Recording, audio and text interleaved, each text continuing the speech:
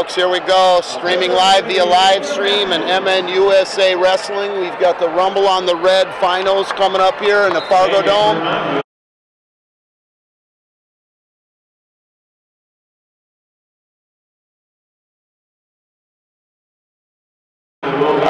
From Egan, we have Soden Ka. He is 15-1 on the season, 36-4 career record. Coach's name is Chad Gage. Parents Vera and Sam. He was a 2013 National All-American Minnesota Freestyle and Greco state champ last year and team captain. And amazingly, this is only his third year of wrestling. Again, Soden Ka. We got Andrew Nielsen at 106 pounds from Plattsmouth, Nebraska. 18-1 record, career record of 55-7. In 2013 was a 5th place finisher in the state. You also have, he's coached by Coach Gaki and Coach Nielsen. Parents are Jared and Shannon Nielsen.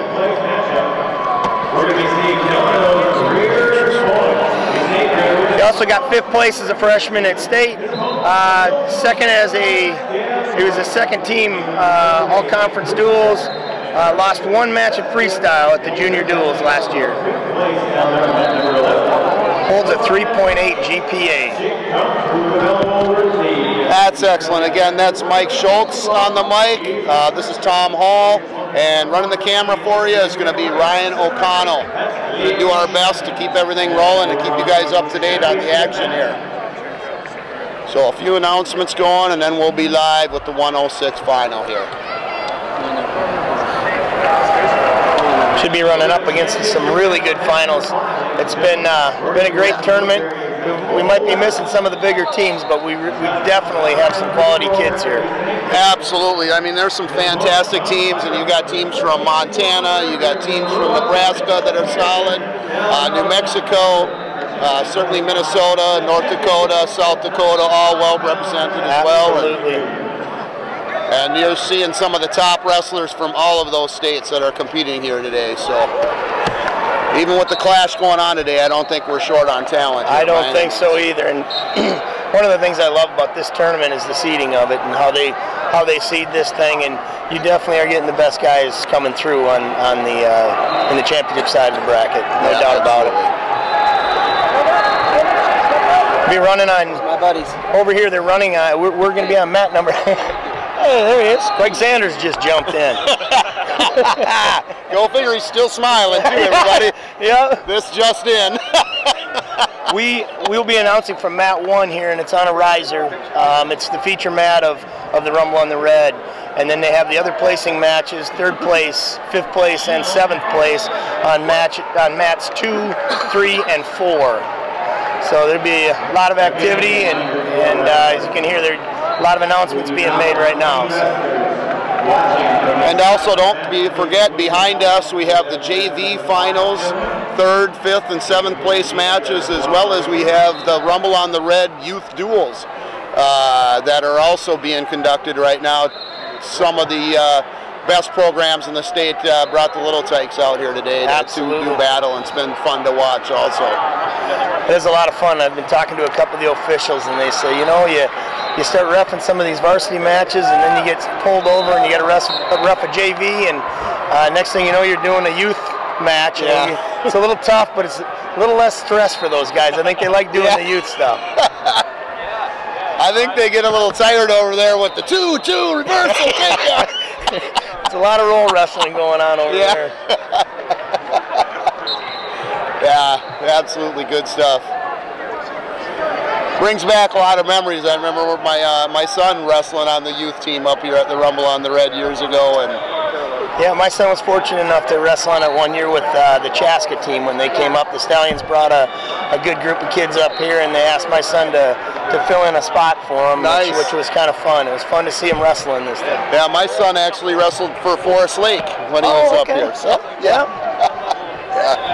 They had a good team. They took 3rd that year. Oh, they took 3rd up, and this is that's a meat grinder over there for some of those young kids. There's a lot of great little wrestling. That's the future of wrestling down there on the other end of the Fargo Dome here. Without a doubt.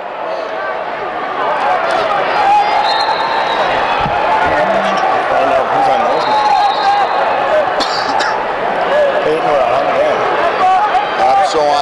1, we've got Nielsen and Ka. On mat 2, we got Schmidt versus Rob. Going for 3rd. Going for 5th is Glazier versus Cephas. And then we've got going for 7th, Youngs versus Parker Huss. Yep, from. There should be some good matches over there. Yeah, absolutely. Bear with us, we won't have bios for any other matchups than the finals match here, but try to keep you all informed of what's going on.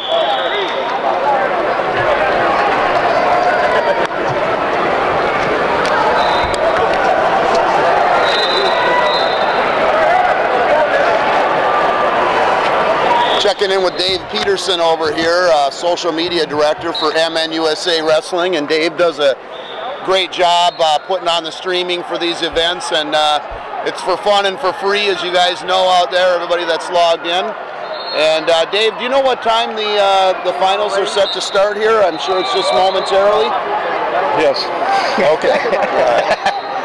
Sounds good. Dave's a man, a few words, but he takes care of a lot of business around here. And they got a couple of matches they need to finish over here. Okay. And the finals will go. Hopefully you can follow Dave on Facebook at MNUSA Wrestling as well. You'll see a ton of pictures. He's taking pictures of Minnesota wrestlers and all over the country, and does a great service for bringing exposure to the sport of wrestling. And he's covered everything from the Olympics to, yep, Dave was sent to the Olympics, awesome. And yep, that's pretty exciting.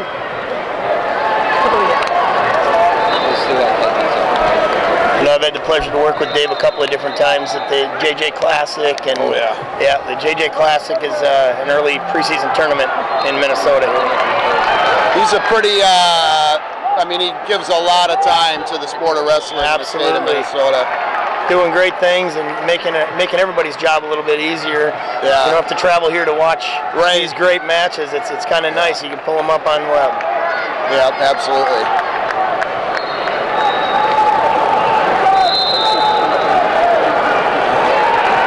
I'm really excited to see this Ka versus Nielsen matchup. Nielsen, of course, wrestled Peyton Robb, the All-Force Christmas Tournament champion, in the semifinals here, and it was a real close match, 3-1, and Nielsen put a very nice cradle on Robb and ended up getting the fall. So we'll see how that carries through against this matchup with Sod and Ka here.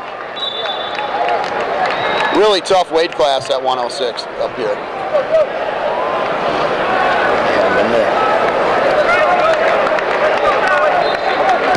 You know, whenever you got the Christmas tournament champion wrestling for 3rd place, that it's a pretty tough tourney. Picture is set to go for wrestling.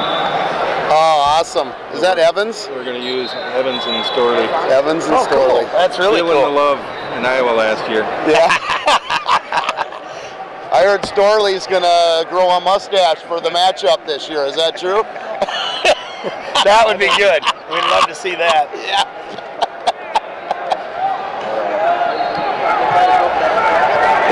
Is Nielsen the only one from Plattsmouth that's in the finals? I believe that he is the only one from Plattsmouth. No, they had a tough squad. It's been kind of fun watching those kids. They came out. There's a lot of quality kids from that Plattsmouth.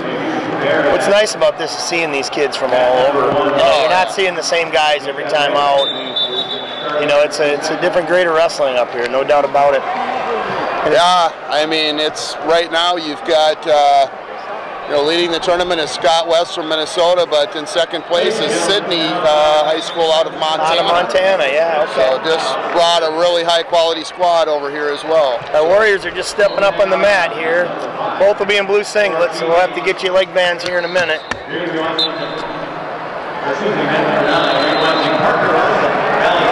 Looks like Nielsen's going to be in the green. We got Sod and Ka wearing the red.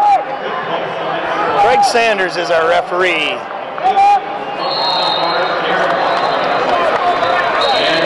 And here we go.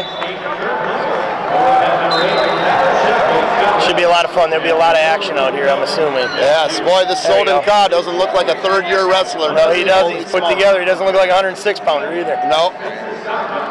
Both have very quick feet. It's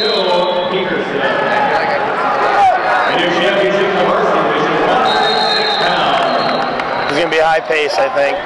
Absolutely. Nice job, nice in and out there.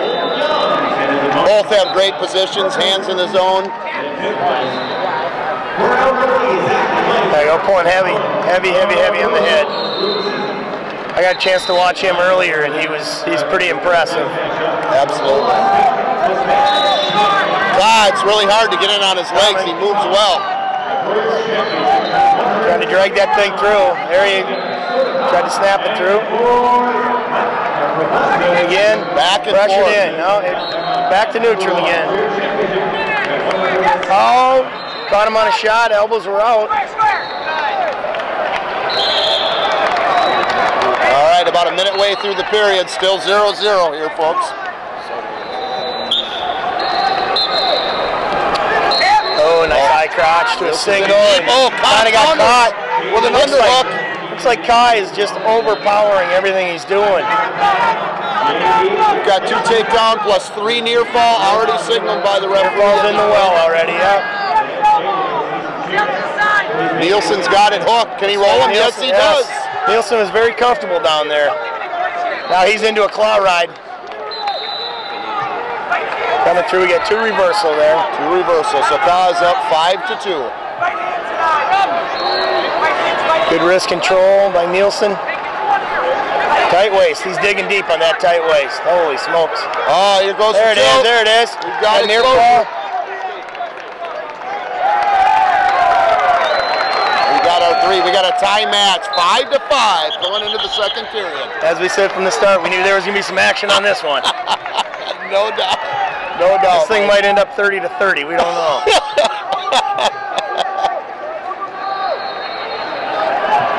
Green has choice and takes down. So Nielsen down, Ka on top. I think Nielsen's a kid that's going to like wrestling from the bottom position here.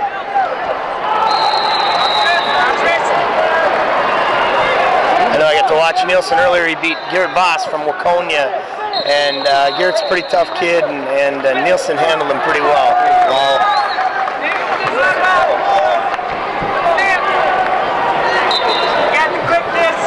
I know after every one of his matches, I think he gives everything he's got out there, and he darn near passes out after every match. It's amazing. Wow. Heavy on the head for a little leg tap. Almost halfway through the second period here. Nielsen up 6-5. Nice counter by Ka. Ka's controlling that head. He is. Tried to shuck it through. Failed attempt on a shuck through. Both these guys are doing a great job of banging the head and getting you out of position. Ka is pretty impressive shot defense as well. He is very strong. Going out of bounds here, now they're going back to the center. Still in the neutral position here. Oh, nice high crotch to a single, and he finishes it. Very nice high crotch to a single. So 8-5 Nielsen now is the score. A little over halfway through the second period. And they're out of bounds. Going back to the center. Ka will be down. Ka better be careful of this tilt series by Nielsen. He's pretty solid with that. I think we can bank on there'll be another tilt coming sometime soon.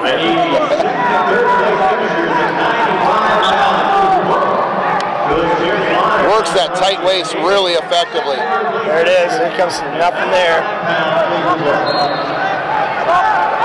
Good wrist control.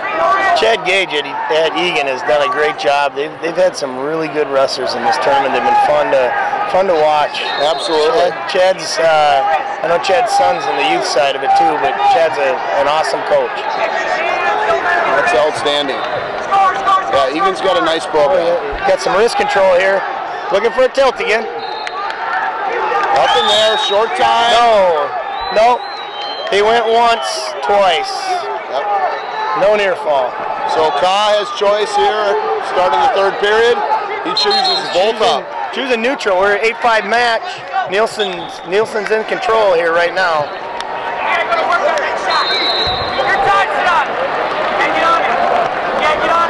Ka working the head. He's really getting aggressive here, down by 3.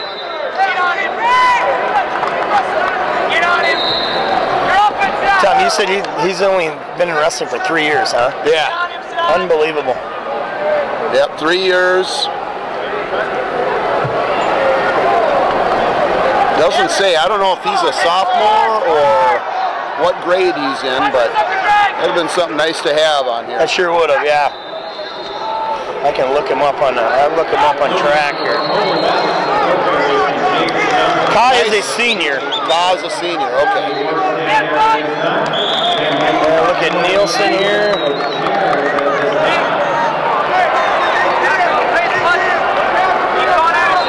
Nielsen's a sophomore. I was going to say sophomore. Very impressive. Yep.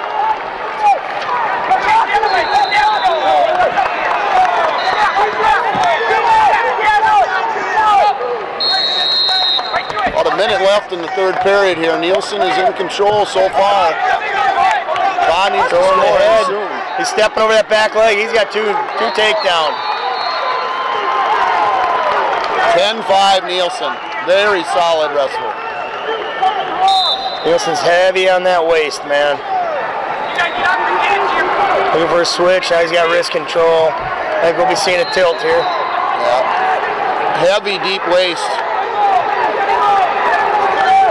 You were right. Nielsen is relentless. He does not let off on the gas pedal at all. On you the whole time.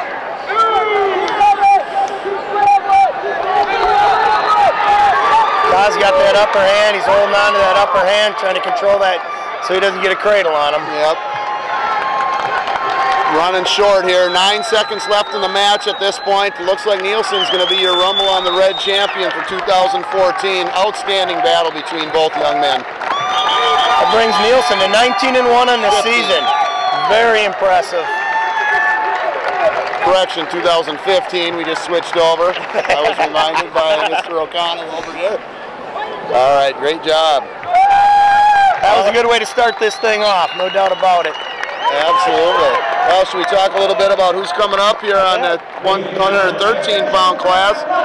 We're going to have Tucker Schmeling from Delano. He's 12-0 on the season, 92-13 career record.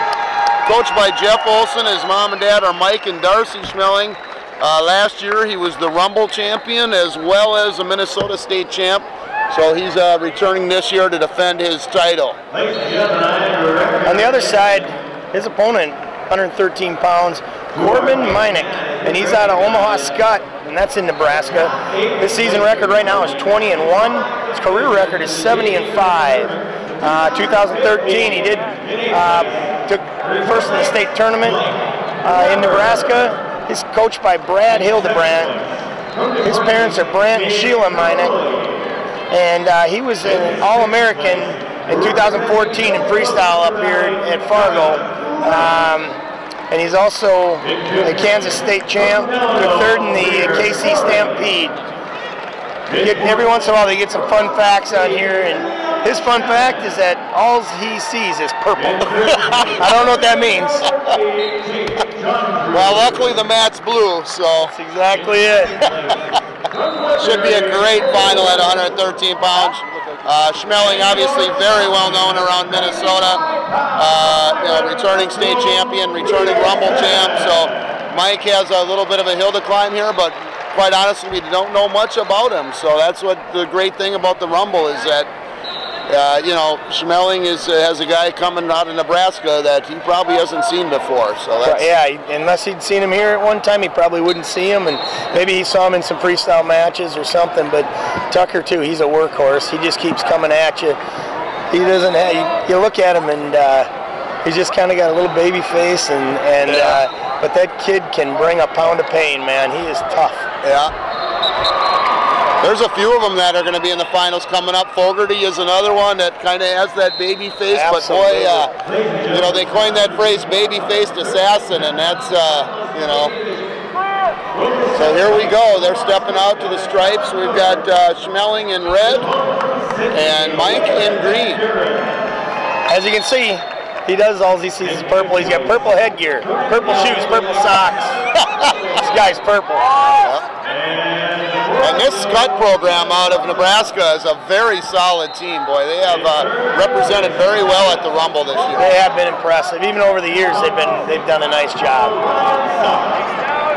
He's going right after Schmeling, working for a leg shot here, trying to finish. Great defense by Tucker so far, though.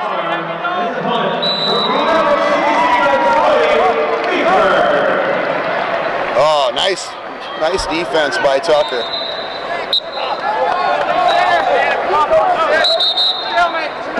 They're going back to the center now. Kind of two different body styles here. Tucker's that long, lanky guy, and Corbin's short, compact, and looks pretty powerful. Yeah, very aggressive wrestler as well. Nice. Oh, nice low-level single by Schomely. He elevates that thing. He get his two. Corbin's locked up in the crotch right now, just trying to pull him over. Tucker's in a pretty good position right now. If he can hook that, he's working on hooking that leg. He wants to hook that left leg. Stalemate and bringing him back to the center. Boy, Corbin is a very strong 113-pounder.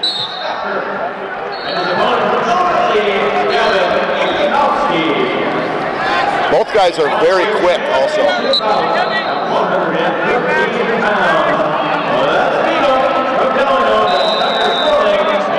Tucker's using that length. He gets locked in on those feet.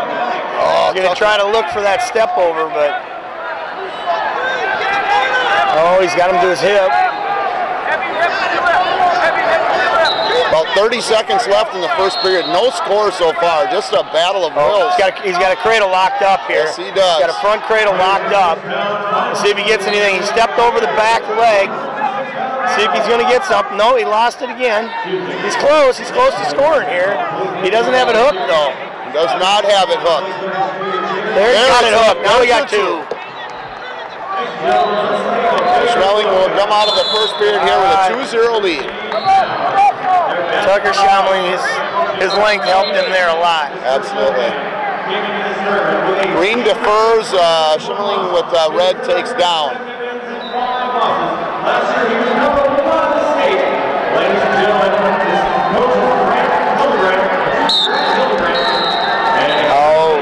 Schomely got really quick off the whistle. That was good. He's back in on that ankle again. He's going to try and step over that back leg again here, I think.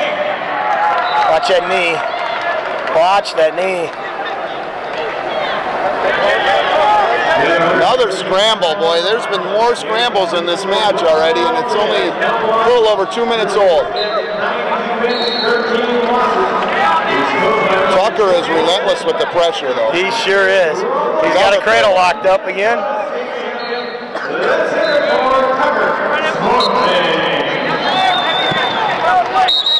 Stalemated him, bringing him back to the center. No change. Score remains 2-0.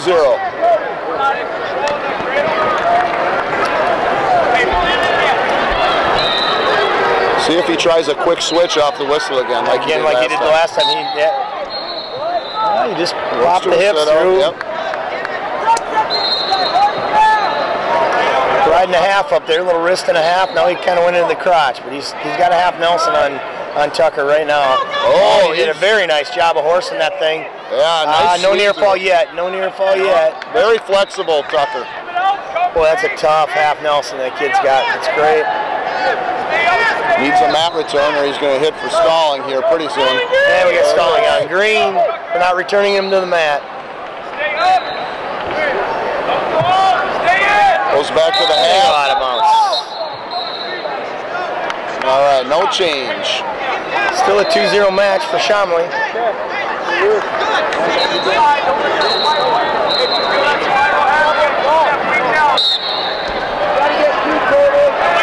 Oh, nice reversal by Schmeling into a cradle. 4-0 now with a near side cradle locked up. He has had that cradle locked up on 3 or 4 different occasions. My goodness.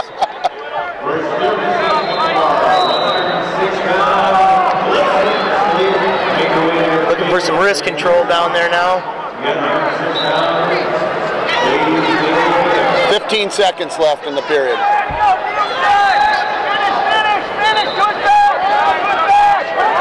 And Tucker's looking for a tilt there. What do you think Scott's going to do? You think they're going to take neutral and try to bring this thing to the feet? I think I'd stay on my feet. I don't think I want to get underneath him again. I think so too. Well, Coach says go down.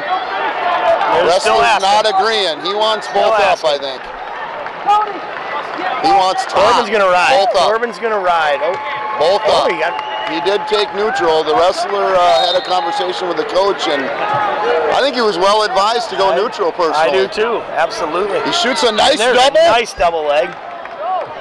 And gets the takedown. 4-2 now.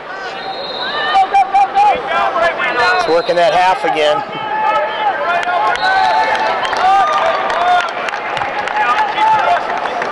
Chomley's got a nice cradle, and looks like Corbin's got a nice half. Right.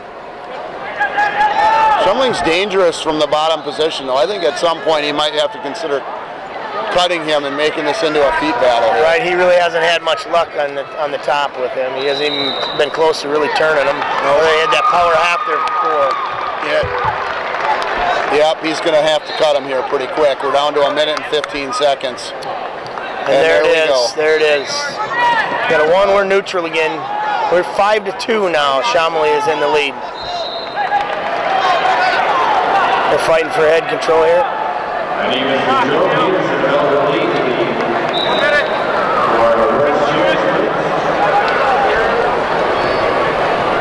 I don't know with that double leg. I think Corbin would want to be outside a little bit more than be tied up like that. Agreed. Right, he's quick with that shot. Very quick. Very quick. If he can finish the takedown here and get a quick cut again. Then, boy. Yep. Tucker's scrambling nicely. Just doing a great job of draping on him and just holding him. Oh, that's... Is that length? He's close to 2. That looks close. Like 2. Right there's 2. All right, it's 5-4 now. With 25 seconds left in this match. Chomley looking for a reversal. Scott needs to get out of this scramble and probably not going to have enough time at this point, down to 13 seconds. And it's 5-4. Tucker Smiling is leading.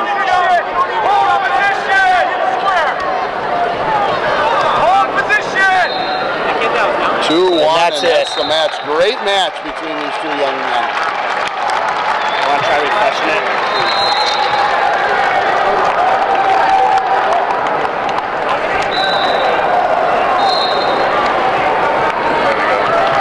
Back up.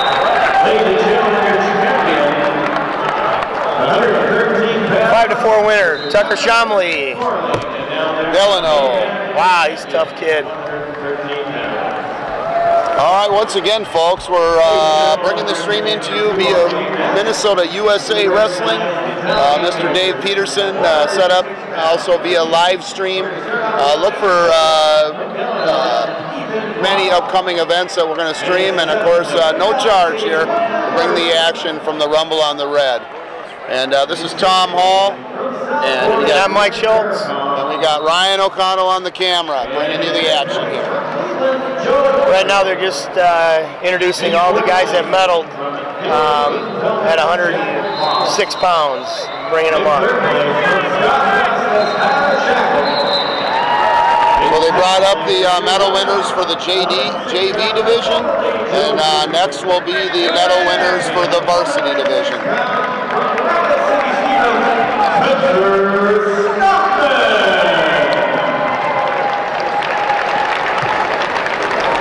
All right, so there's your JV medalists.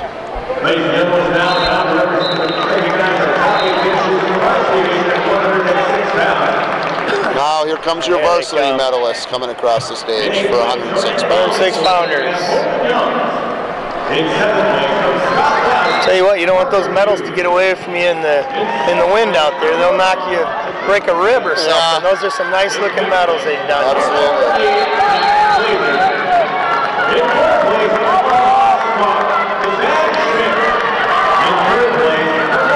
That's a tough field there when I look across the lineup. Excellent wrestlers. There's a lot of good wrestlers up there, yeah.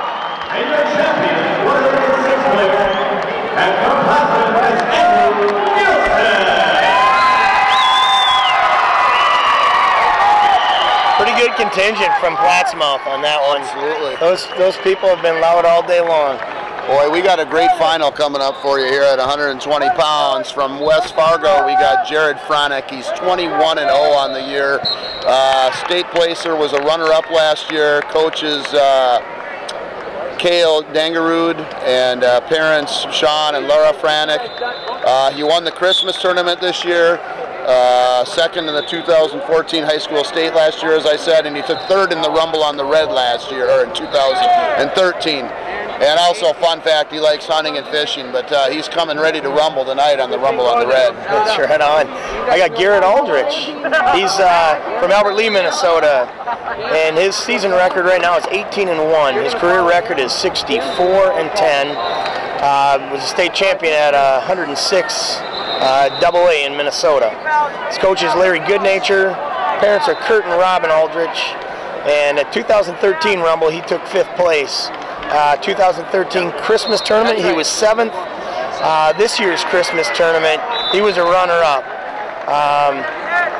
He enjoys hunting a lot, it says. So both these guys must be good with the gun and quick with the feet. Absolutely. A couple of tough hombres. Very well put together, both of them. Aldrich is in. In on a nice single. He's coming around on it.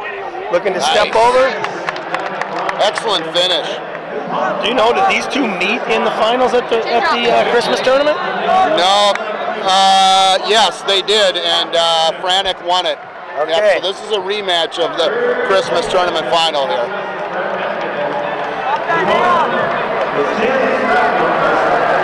Back to neutral again. We're 2-1.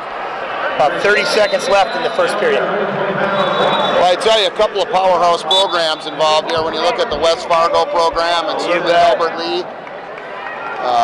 Both storied, put out a lot of quality wrestlers over the years. And you think about, West Fargo came into this thing. They don't even have Jordan Shear. He's nowhere in their team points, or they could be in the mix on this thing. Jordan I talked to his dad earlier, and he hurt his knee, and they're just going to give him a little time off, and he will be back. And if I'm correct, his brother made the final, right? Jesse didn't make the final this year. He was in it the whole way. I know he's a placer. He will be placing, but I don't believe he got past Fogarty, I don't think. Oh, that's right. He did wrestle Fogarty. Yep. You're correct. Fogarty looked tough in that match. Fogarty always looks tough, right? Yeah. Absolutely. Got an escape and right back in on a shot. Boy, Aldrich is quick on that shot. He has come to wrestle. He's going to reverse those results from the Christmas tournament. I think that's on his mind right now. Right. Score should be 3-1 for Aldrich at this point, even though it's only up, it's 2-1. Sure, they'll get that corrected. There it is. There we go. Franek really likes to work those underhooks. Sets up a lot of his offense off the underhook series. I think that's why Aldrich is probably well advised to stay outside, which he has been so far. Staying and going in on those low singles, that's good from the outside, no doubt about it.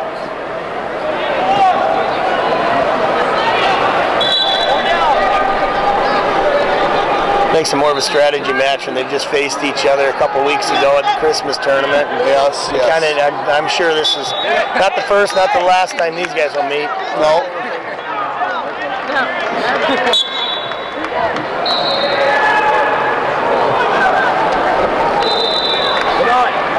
We're only at 120 pounds, but every wrestler you've seen come out on these mats so far have just had great position. They keep themselves in awesome position. It's not a wonder why they're in the finals here. Yeah, absolutely. We got a tie match now. Nice takedown for Franek.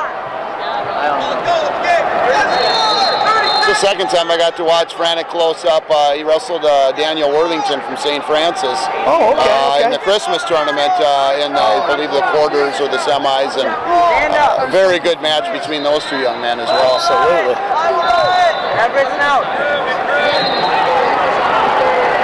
So another match that we're going to go out of the second period pretty much knotted up. Seems like this match just started now, yeah. So we're hitting the third period already. Yeah. When you said that, I looked up, I'm like, it is the second. Yeah, a lot of action. Okay, both up. So it's going to be 4-3 Frantic going into the third. I get something. Or no, I guess he had, yeah, no, 4-3. Yeah. Those snaps are good. Those snaps are good. Roger, babe.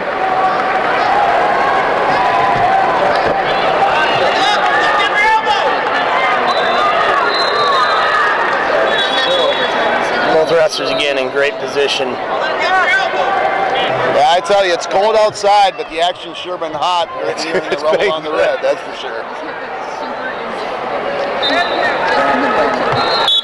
A little bit of a position game here.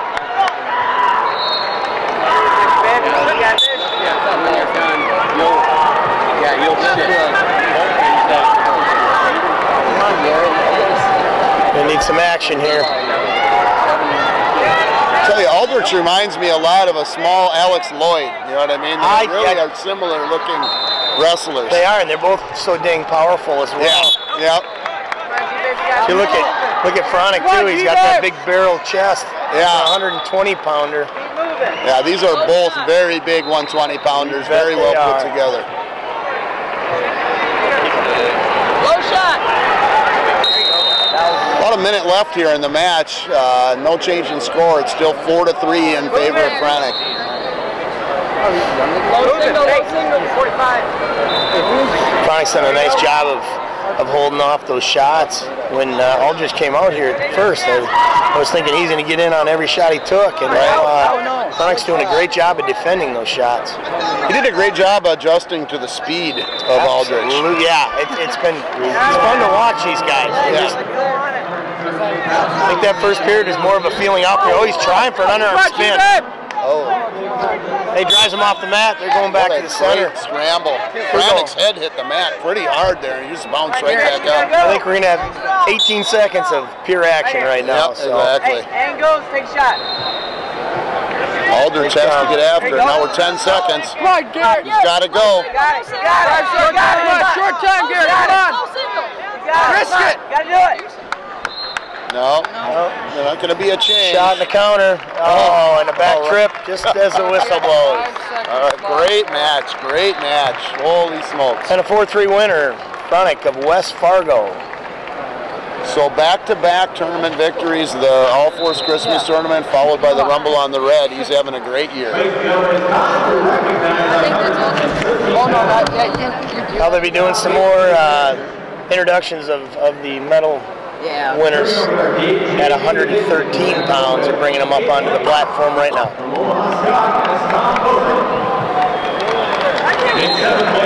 Boy, we're going to have a barn burner in the next final.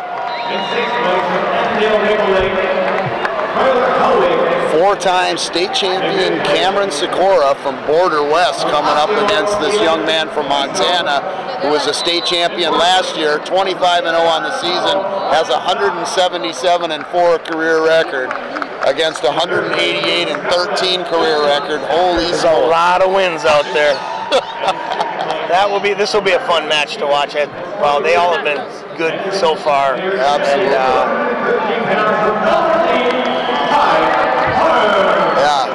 And we'll read the bios for these two later, but you're going to see some very impressive resumes coming up in the next final. You guys are watching the medal award winners. They already had received their medals, but getting some recognition from this great crowd here at the Fargo Dome up here in Fargo, North Dakota. In 6th place, Centennial, Jack Berger. In 5th place, Cleveland, Noah Mirabel. You know, it's funny not to make light of it, but if you look at it, the odd numbers look happy and the even numbers not so much. But they're all great competitors, and that's, you know what I mean? There's some frustration there. Doesn't matter. I mean, we always say, you know, placing in this thing is an accomplishment no matter what happens, but there's always four guys that walk away from here not too happy. Yep. They want to win that last match, that's for sure. Our Warriors for the next one here coming out onto the mat. We're going to have Sikora is going to be in the green leg band, and Jones is going to be in the red leg band. I'll start it out here. I got Gresh Jones, 126-pounder from Sydney High School in Montana. 25-0 in the season, 177-4 in his career. He was a state champion at 120 pounds last year. Guy Melby is his head coach. Parents are Kerry and Derek Jones. He's a 3-time Montana State champ, 3-time Bismarck Rotary champ, 2012 Montana Wrestler of the Year. He is signed with the University of Minnesota to wrestle for us here. He's going to be wearing the maroon and gold, as he's wearing some maroon and gold right now. And a fun fact about him is Gresh Jones is also a 3-year starting quarterback and cornerback for the Sydney High School football team. Wow, amazing athlete, what credentials, and going against him and already executing a takedown is Cameron Sikora from Border West. He is 12-0 on the season, career record of 188-13. He's a state champ last year, 4-time state champ for the state of Minnesota. Coach is Paul Fritsch. Denny and Jenny are his parents. He was 2013 National High School Sophomore National Champ. And last year, Rumble on the Red champion, so he's... Oh, we got some exposure here. Sikora is getting near fall right now. Sikora is just deadly with that tilt. He's got his 3 near fall. So the 4-time state champ from Minnesota up 5-0 already against the 3-time Montana state champ. 2 really high-quality wrestlers out here. Absolutely. And Sikora is signed with South Dakota, I believe, right? South Dakota State, yes, sir. They're putting together quite a program over there at South Dakota State. They sure are. Got a new head coach over there. Chris Bono doing that. Yep, Bono is really taking the reins and really recruiting hard. Same with North Dakota State with Roger Kish up here. Absolutely, and Manny Rivera, and you know what? The North is alive and well with Division I programs and quality wrestling. We're pretty blessed to be up here. All right.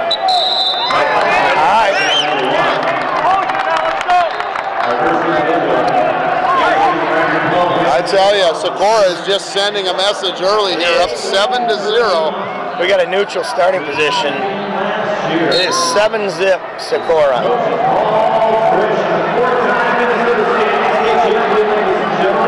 We apologize to those of you out there who may be seeing some delays in video.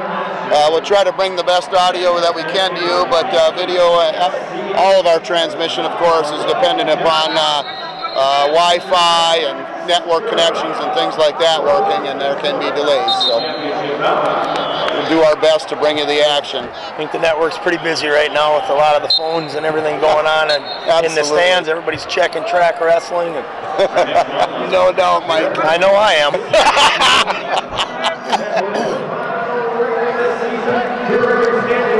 Gresh Jones still looking to score his first points. Again, the University of Minnesota recruits.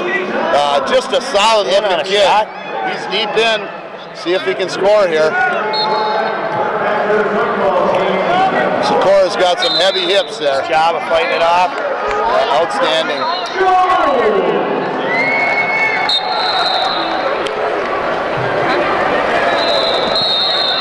Again, lots of movement, but Sikora just doesn't. He's not taking the bait. He's just kind of hanging tough in there. Yeah, his positioning is impeccable. Absolutely. He's never out of position. It's just fun to see. Yeah. Oh, nice deep in on a carry. Outstanding. Another takedown. We're at 9-0, folks. 9-0, 43 seconds left in the second period. Folks, these two have 7 state titles already between them. Could be 9 by the time the year is out. We got Guy Kimball standing right in front of us here. One of the best officials around this part. Absolutely. Boy, haven't the officials done a great job this weekend, though, Mike? They've really done, and it's tough. They work their butt off the whole time they're here. and it's amazing that they can continue to be, you know, as good as they are. It's just, you think they'd get tired. We get tired just watching it. And no doubt, Mike. They're out there involved in every match.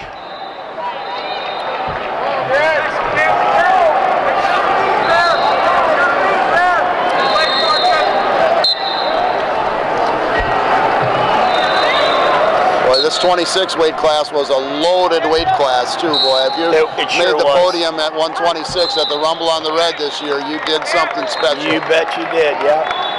There's a lot of highly ranked kids, state placers, and everything else at this 126 weight class this year that are currently in the stands watching these boys wrestle. So it was interesting watching some of those guys that were getting knocked off, and it was.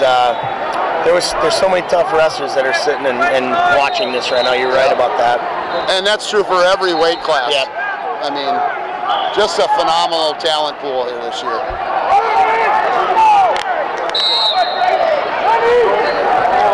What a beast to seed this tournament. You know, you've got all the different states involved, and that's one thing that always amazes me is that they do such a good job of seeding it, you know, through the track wrestling and. Absolutely. Oh, we got blood time here. Socorro's got a bloody nose. Do a little blood cleanup here. First blood time of the finals, which is surprising that we've made it through, what, 4 weights now without a bloody nose? Well, I tell you, there was one match earlier that guy had blood coming out of both nostrils, and he could not get that thing stopped. And every time the cotton would, they almost needed a mop to clean it up. You can't use a towel, you need a mop. Yeah, there was a match on mat 7 yesterday that thing must have lasted a half hour because they just couldn't get it stopped. And of course, blood time is, you know, for safety of the athletes, there's no limit on it. Absolutely, so. yeah. Gresh is starting out on top here. Oh, wow. Right back into it. What a nice piece of action. Very aggressive. No change, still 9-0 for Socorro. Tell you what, Gresh is a pretty good rider to have Socorro down to the mat for this long. You don't see many guys ride him. No, I'm excited to see him come onto the Gopher roster next year. I think really solid, lanky, and a lot of upside with this young man. Absolutely, he's got a lot. I mean, anytime you can put up 177 wins in a high school career, you know. Yes, indeed, Mike.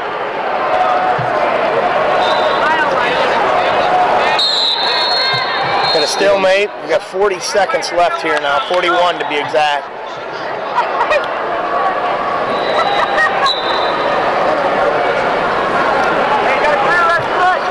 I'm going to turn it all over to Tom here after this match. I got to go watch my son in the 7th and 8th place match. So, well, we wish him the best of luck.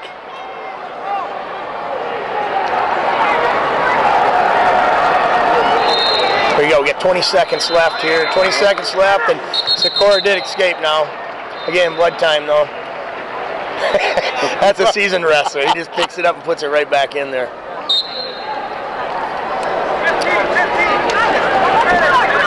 Gresh is heavy on the head there. Down to 10 seconds, still a 10-0 lead for Cameron Socorro. And that's probably how it's going to end. I'm going to say a couple ticks on the clock here.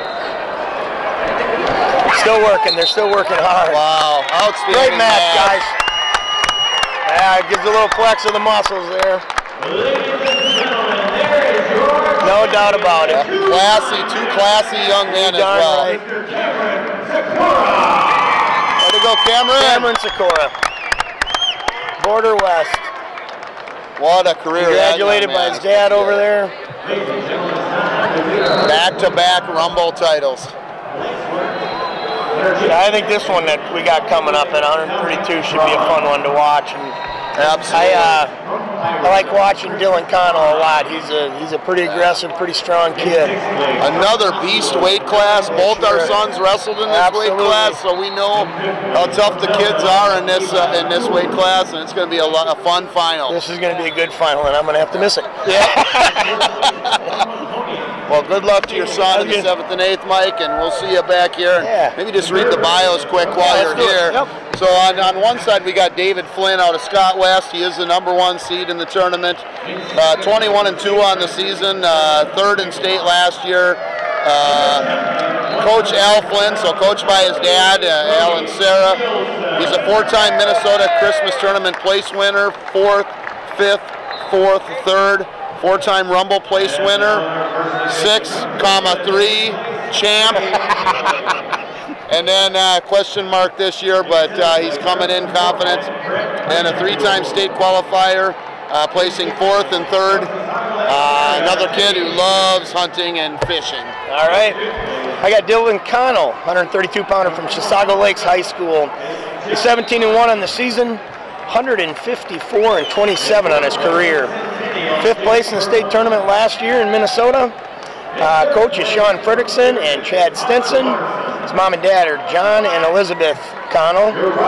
And he took 5th last year here at the Rumble. And he's been a 3-time state entrant, 6th in the state as a 10th grader, and 5th in the state as a junior last year. And fun fact about him is he loves eating peanut butter. I'm assuming that's in the off season though. Right, yeah. Awesome. Okay, I'm gonna head over. Good luck. We'll see you back here in a couple minutes, Mike. All right, here Flynn and Connell take the mat. We're gonna have Connell wearing the green ankle band and David Flynn wearing the red. This is gonna be an excellent matchup here, folks.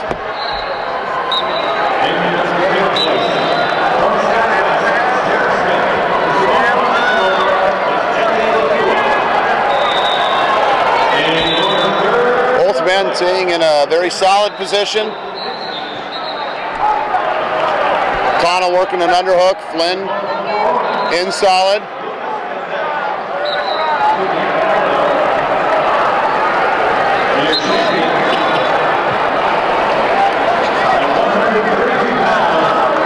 Connell again with the underhook, very comfortable in that position. No scoring thus far, about 30 seconds into the match.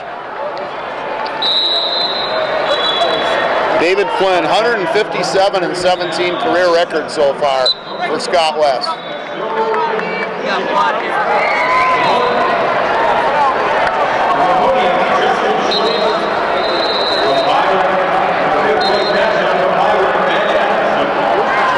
All right, here we go. Again, David Flynn, the returning Fargo champ from last year.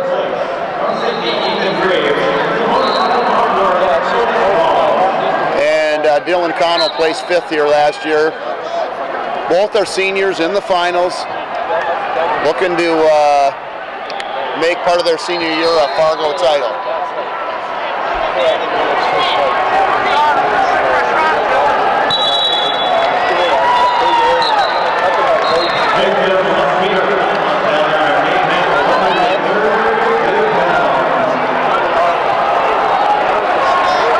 Still 0-0, about 30 seconds left here in the period. A lot of hand fighting, a lot of head pounding. Definitely looks like a college level match out here between these two.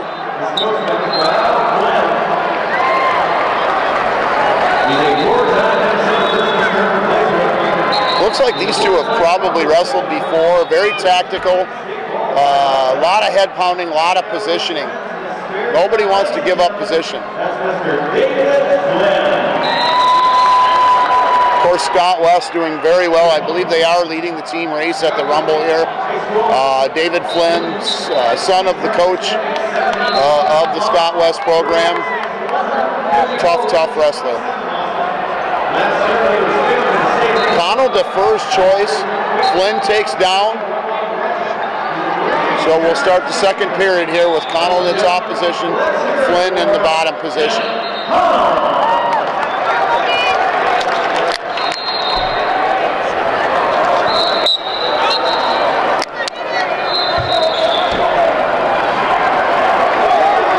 Connell working a tight waist, trying to pull that arm back, work into a bar, it looks like is what he's heading for. Flynn is just basing for position right now, trying to make sure his arm doesn't get pulled back. Stalemate was called, so we get a restart here.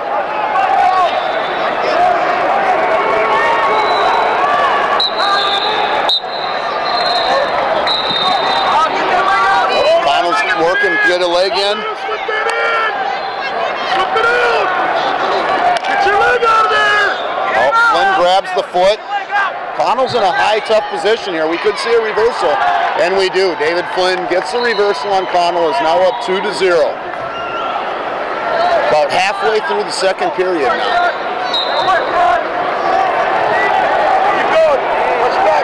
Flynn is tough with this tilt series. We saw him work it earlier in the tournament. He definitely has a wrist in. Nope, Connell's free now and basing up. On the edge of the mat. 53 seconds left in the period.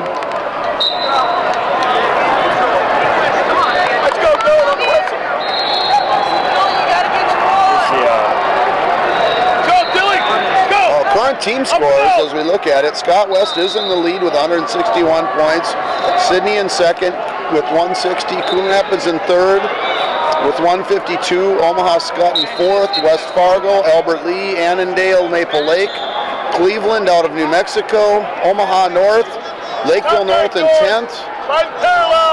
And a bunch of tough teams in the top 15 with St. Francis Wrestling being there, Owatonna, Carrington, and Waconia rounding out the top 15.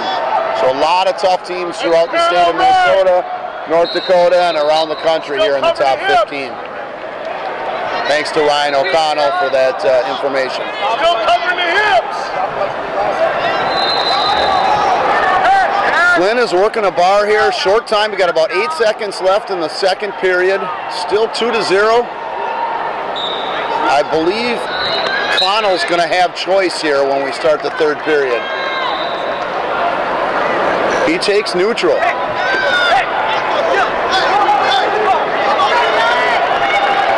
right, Connell getting encouragement from his corner.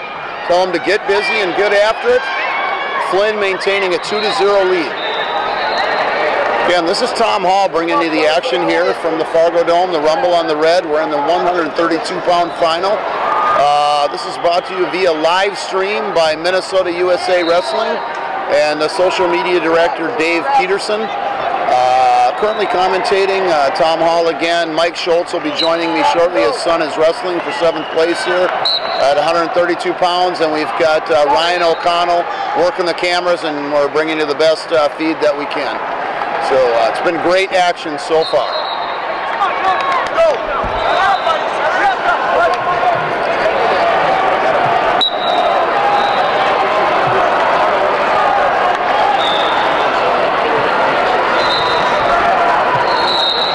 Flynn and Connell, about a minute left. Flynn still leads 2-0. We've got going for third place, Rollins and Graves. We've got Fishnick and Schultz going for 7th place. Looks like the 5th place match is already concluded. Got about 50 seconds left here, 45 seconds actually in the match. Flynn still maintains a 2-0 lead. Boy, these two are close. Very hard-fought battle. Stop and go, don't stop and go. You can. Connell looking hard for a takedown to knot this thing up, looking for the right position here.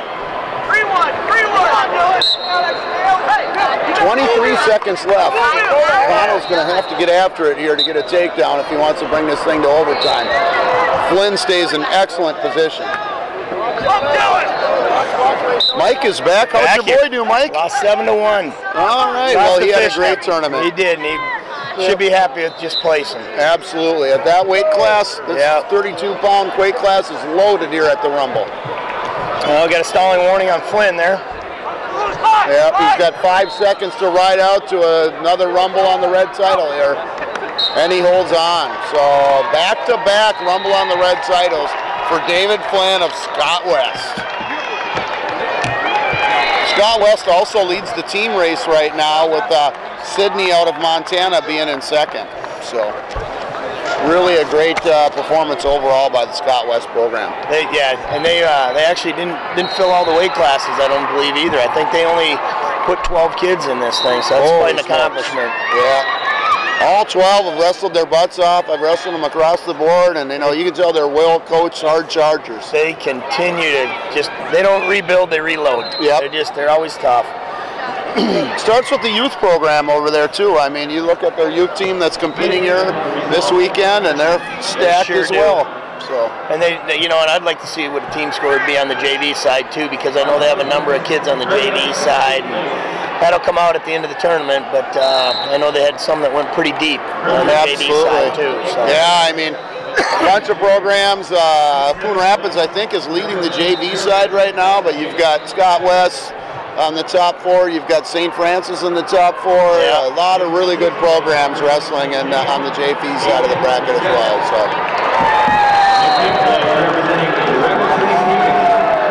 Looks like Noah Buck is the champion at 120 pounds on the JV side from Rosemount. Oh, really? Okay, yeah. okay. Transfer, not a transfer, but from Rosemount, Minnesota, and is a great young man. Excuse me.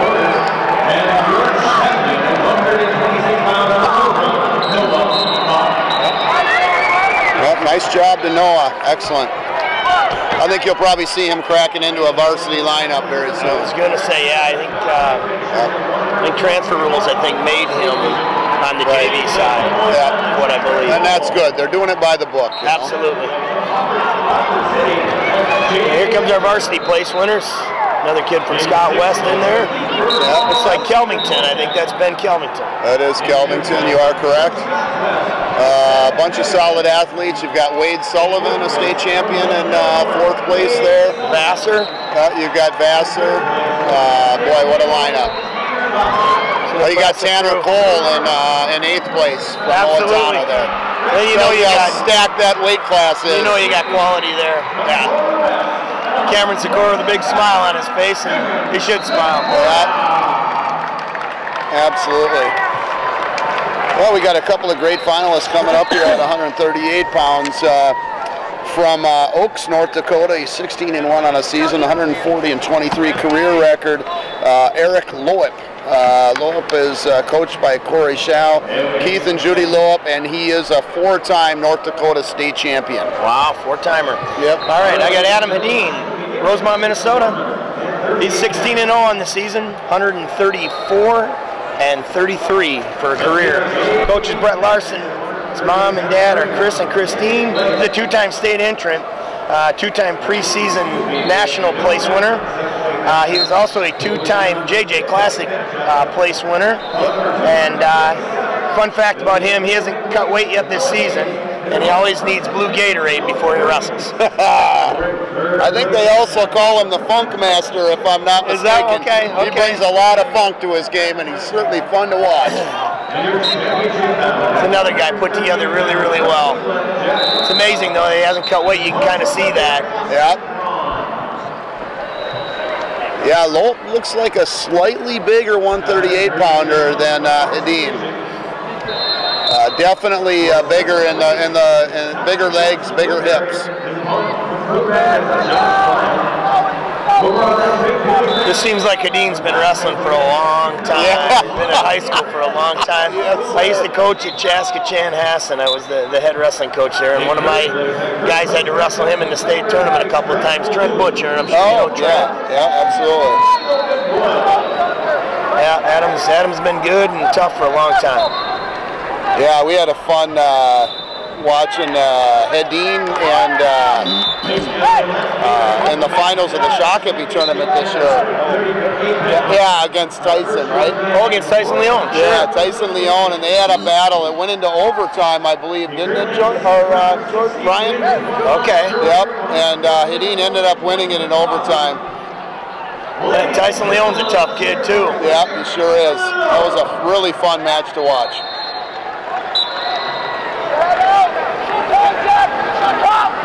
Well, so far, both guys staying solid. Loeb, the 4-time North Dakota state champion, is just staying in position. Hasn't tried a lot of attacks so far. Very tactical match, similar to the 132 final so far. Really a feeling out period. I like the forehead to forehead tie there. That's great positioning by both guys. Yep. Your last series placed fourth is a short-time state entrant.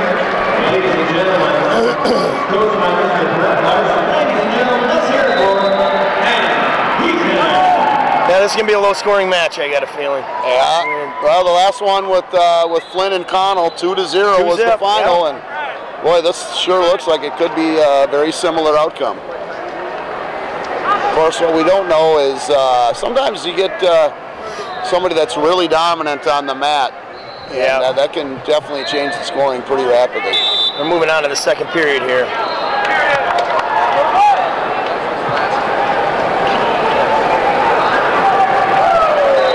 Choosing the down position. Immediately chooses Obviously, down. in a 0-0 match, you want to score those points first. So you go down and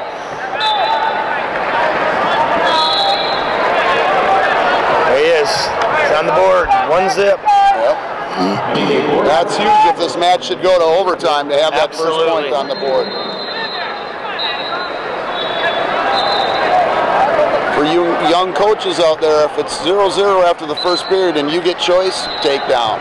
Absolutely. You always want to do that. Sometimes even being a coach, your guy tries to overrule you. Yeah.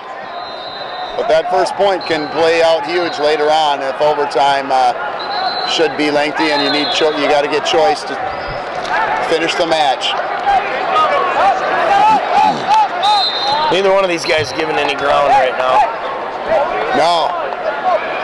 Oh, might have a bloody nose here. Looks like he got banged in the nose. No blood They're though. going right back at it.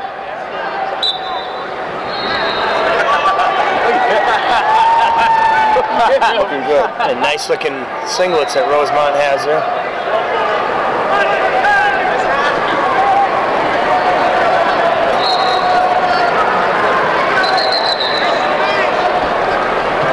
Oh, it's kind of a bum rusher. These guys, there's a lot of action here. Seems like Adams really pushing the action, and Lope is just a stout individual and stays in just a solid position. He's very difficult to penetrate.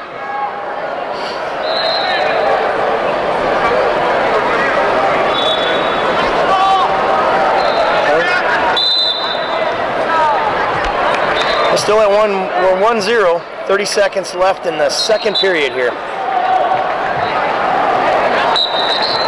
Again, fighting for head position. Again, Lope in the orange wearing the red ankle band, a four-time North Dakota state champion versus Adam Heaton of Rosemount, Minnesota. Be interesting to find out where Lope is going to college. I'd like to see that. What year is he? I got to assume he's probably a senior. Definitely mature looking. He sure is. We're going to try to get that stat here for you, folks. All right, Heaton immediately takes down, looking to tie this thing up.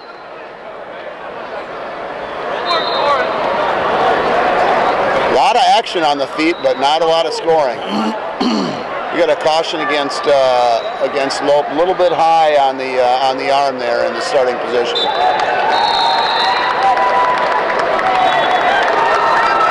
Granby into a scramble. Into a single, coming our way.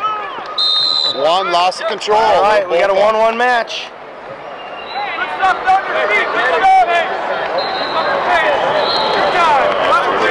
All right. Both kids hustle to the center. I wish we would have the grades on these things. Yeah, that would have been good. Next time we're going to try to get the grades on the bio sheet so we can let you guys know. I know Adam for sure is a senior, I believe. Adam is a senior, yeah. And I'm guessing as a four-time state champ. Lope is also a senior. Yeah, looking for 5 here. Probably a senior and is. Lope is actually the #1 seed in the tournament here at this weight class. And Hadeen, believe it or not, looks to be he was a 4 seed. Okay. So. Well, it must have been a 2 or 3, maybe on the bottom side. Hold on, I'm seeing it just about Lope there.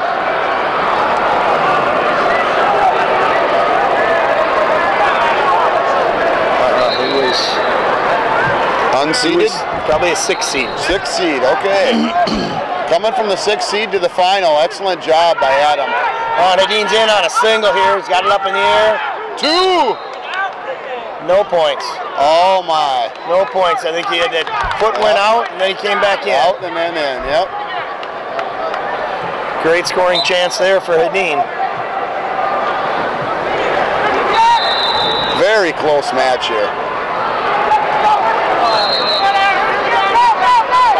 I think we have a good chance of seeing our first overtime. This one might be overtime here, folks.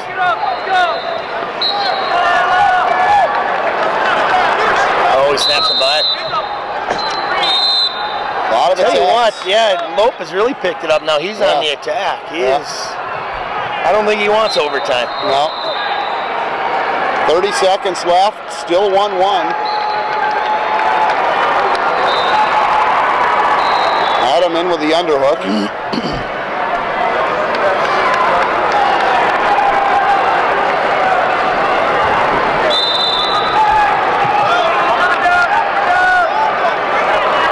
Seconds left before we are going to take this affair into overtime.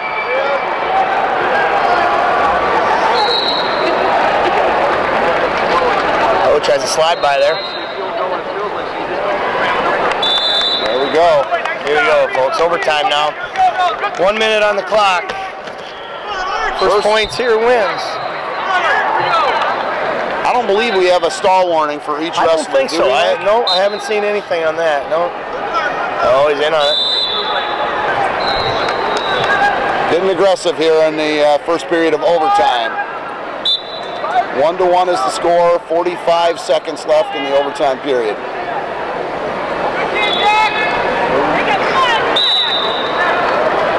Nadine jacking that underhook. Oh, headlock. Oh, nothing yet. Nothing yet. Neither wrestler score. They go out of bounds. Wow. Lopez had a bunch of close matches throughout the tournament. He's had 2 matches were 1-0. Wow. And then I believe it was the quarterfinal match. He actually won 4-3. So a lot number of 1 close, seed. Yeah. Likes to keep it close. Okay, I'll have him take this weight squad and jump in back. A little bit of injury time here. Looks like got possibly a bloody nose for Adam Bedin here. Somebody didn't get here. Lope is getting instruction from his corner as well.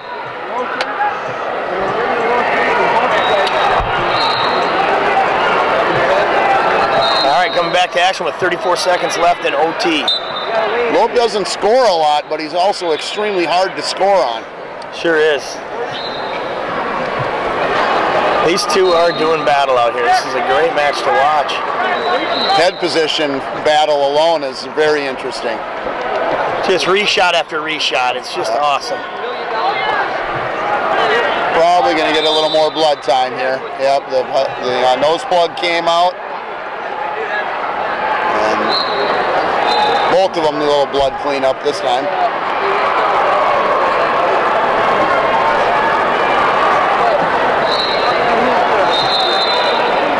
Boy, this Fargo Dome sure is a heck of a venue for a wrestling tournament, isn't it? It is fun to watch. For a lot of those younger kids coming into this thing, it's pretty intimidating when you start looking around and seeing all the mats that they have on the floor here. Yeah. It's hard to imagine that they can put this many mats into one place like this. Yeah, they really put on a nice event up here at the Fargo Dome. They sure do. Yeah, Steve Saxlin and Todd Fuller do a great job with this thing. Absolutely. All right, blood time is over. We're coming back into action. 12 seconds left in the first overtime here. Again, battling that underhook. Kadeen just gets in that underhook, and it looks like he wants to get in on a single there. Yep, 2 seconds left. Lope's defense seems impenetrable at this point. He is tough. Oh yeah, Red's choice, and he's going to go down. 30 seconds on the clock here. Both wrestlers will have their opportunity.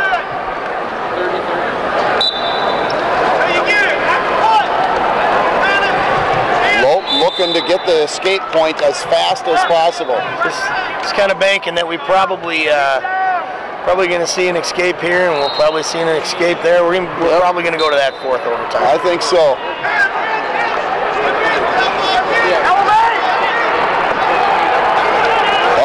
We might have a reversal here. Not yet, not yet. No change. Unbelievable. What a scramble by Hedin. Wow. This is a great match right here. That was an incredible scramble, and now we have 10 seconds left, and Lowton has to get one here. He's got to get out of there. That was a fantastic scramble. Coming up. Oh, Hedin's in good position. He sure is, sure is. He's going to get the right on that hip, riding that hip hard. All right. So if Hedin gets an escape, and actually there would be still time for Lope to try to get a takedown, but he can win the match with an escape here.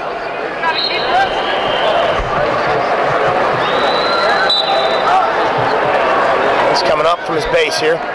Little shoulder roll into it. Oh! What do we got here? No points yet. Nothing yet. Nothing yet. Oh, that's the control. No. No points. There was no points issued. No points awarded. Oh, they did issue. Yep, they gave him 2 on a reversal. So Hedin is up 3-1. Lope's got to wrestle his butt off here for 18 seconds to try to somehow. He's got to get a reversal of some sort. 3-2 now. Escape. 10 seconds. Lope is going to frantically try to get a takedown here. Doesn't get it. Hedin gets the takedown. There it is, folks. 3 seconds left to time. Adam Hedin. Adam Hedin, a 5-2 winner. 138-pound Rumble on the Red champion out of Rosemount, Minnesota. What a great match.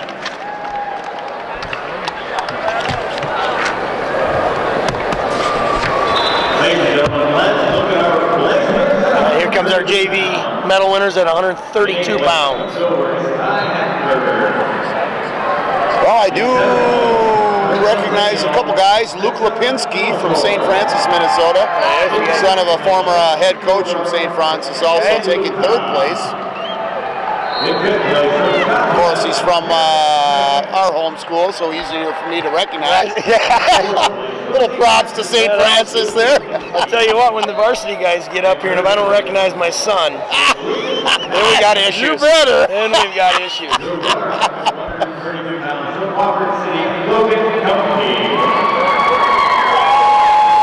And your champion, 132 pounds from Rapid City, Stephen, Tom Rich.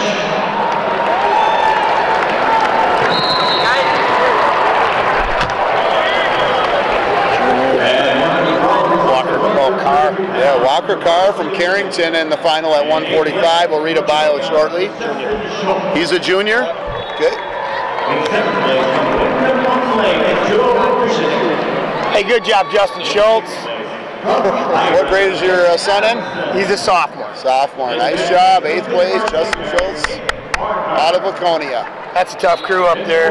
That is.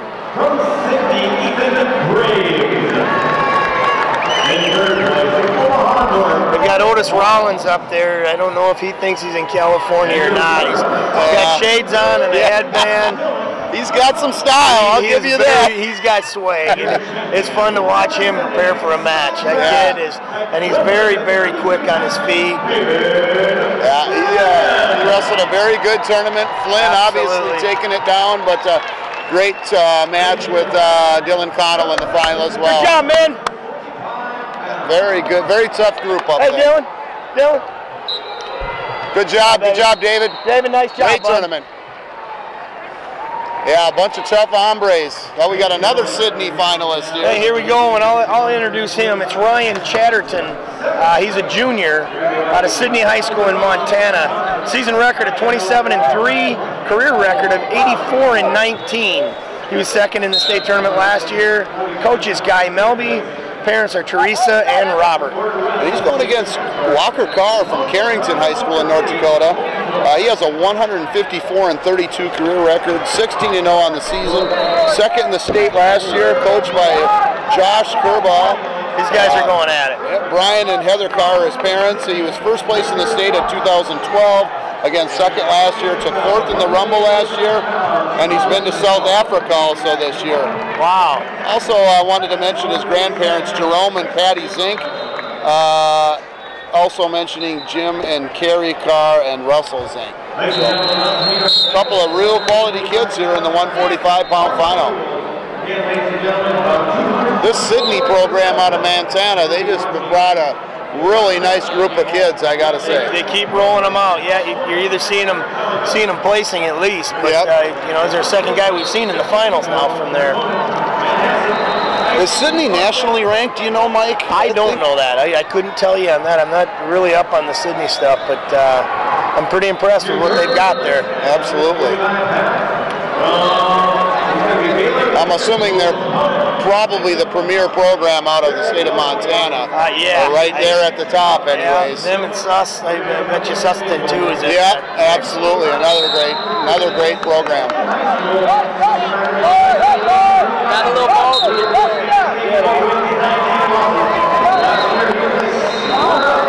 Almost only a minute, only 30 seconds left in the first period, and we're sitting 0-0 here.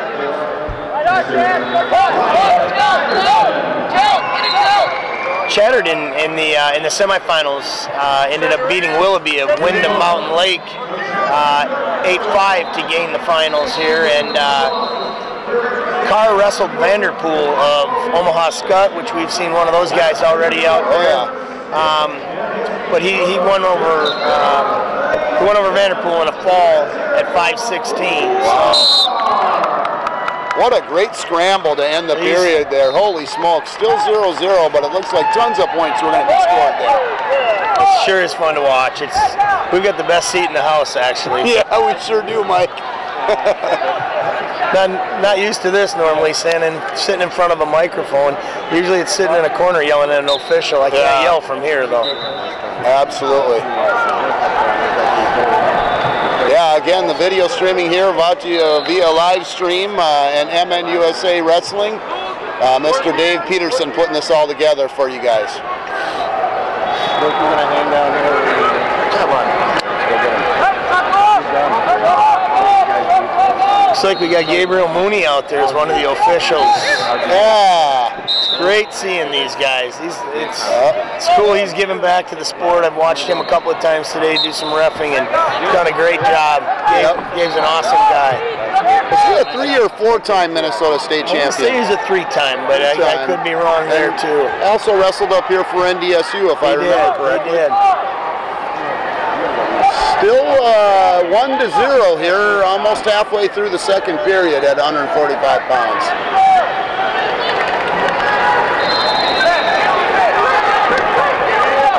And Walker Carr is in the lead, 1-0 over Ryan Charlton. 1 minute left.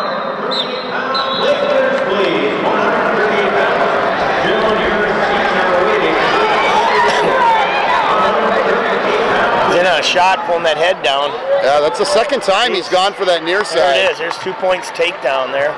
So Charlton now leads 2-1. We'll try and get ahead of the ball game here and see if we can get some grades. Oh, this next final is going to be a good one as well. Oh yeah, Brolsma and Moen. Should be a lot of fun. A lot of fun. A senior against a sophomore, right? Yeah. And I know Brolsma got here by beating Brennan Olafson, and that's a tall order. That was a nice win. Brennan's a tough kid, and obviously Brolsma's tougher. Yeah. Brolsma controlled that match for pretty much throughout. I mean, stayed in position and just position wrestling. He sure did, and you know, Brennan's kind of the master of funk. And, he is. He's very, very strong too. Yeah, absolutely, put together like a brick house. Very impressive win.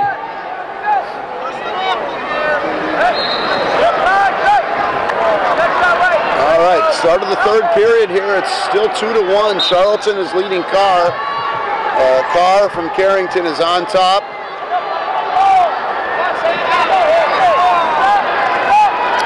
He's got a good ride here. Yeah, working that wrist hard. A lot of pressure, a lot of down pressure there.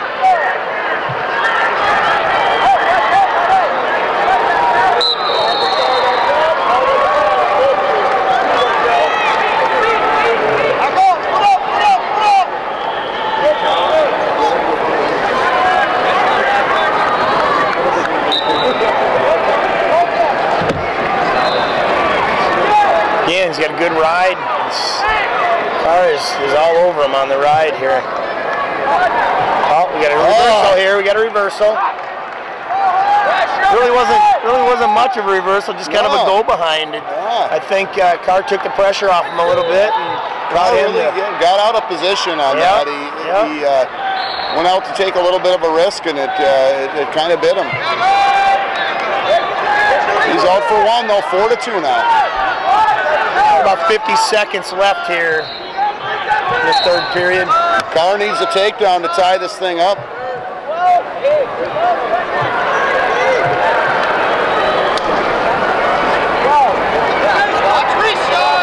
There's a lot of quality wrestling going on right now in Minnesota. We have the Clash going on right now down there. Yep.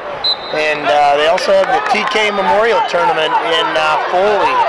And so we've lost some good teams to those two tournaments, but you know, those guys do a great job. That Foley tournament, I know that's the one that we used to go to when I was with Chan Hassan and Lyle Frudenberg and the whole crew, Larry Herm. They do an awesome job there. Yeah, you know, the depth and breadth of the wrestling scene in Minnesota has just grown, you know, so deep that just so many options. We out of time. Takedown with 1 second left to take us to overtime. We're going overtime. That again. was amazing. We're hoping this isn't a thing to come because we've had 2 overtimes in a row now. Wow, Carr pulled out all the stops there to finish that takedown. That was amazing.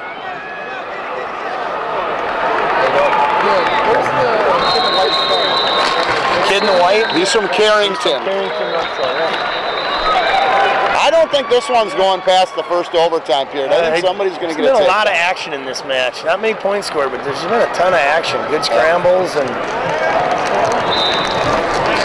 Oh, he's on a nice single. Just got to get that thing up in the air a little bit. Carr with a nice whizzer. Oh, he's coming out. Scramble. Coming out. Looks like they're going to be driving each other off the mat. Maybe a fresh start last 20 seconds. Who knows? As they circle back in, though. There we go. 15 left.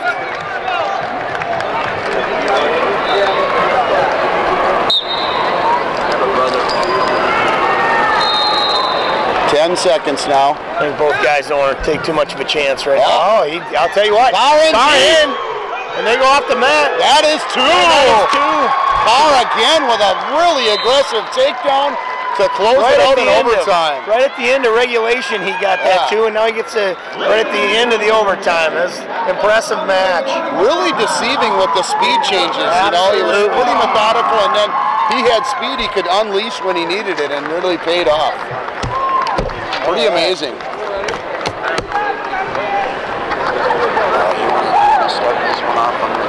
Yeah, go ahead. Again, what they're doing here now, we got the JV wrestlers at 138 pounds are coming out with their awards. Good looking crew there. Assuming all these place winners from this year will be on the varsity side of the Rumble next year. So we've always said if you place on the JV side, the Rumble on the red, you could do some damage on the varsity side, but there's quality up and down in this tournament, no doubt. Our next final coming up here at 152 pounds is going to be Carson Brolsma of Osseo and Brandon Moen of Owatonna. These two guys are tough. I wouldn't doubt if they've wrestled a couple dozen times over the years. Should be a good one. I give a little shout out to my buddy Jeremy Gluck, who's out there listening, hopefully watching too. I'll try to give you an update when Dylan ends up wrestling his match. All right, Jeremy? I'll text you later. Here comes those varsity wrestlers, 138 pounds. The place winners. Again, Nadine is leading the pack there.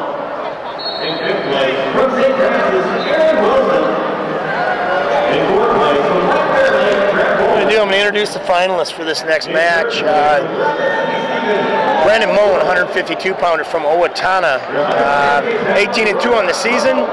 He's got 125 career wins, 35 losses. He was third in state last year.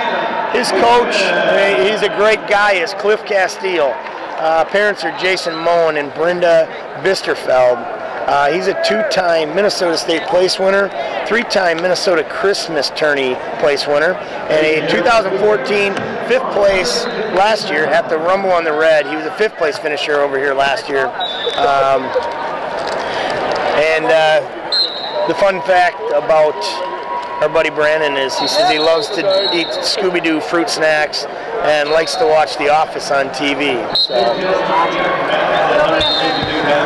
Carson Brolsma, he's one tough customer. From Osseo, 18-0, 175-51 in his career with the takedown right out of the gates here. His coaches are Scott Lewison, who again, Scott Lewison's an awesome guy. I've known Scott for quite a few years. Al Willie and Zach Neeren. Mom is Viola Petitz, and his dad is Mike Brolsma.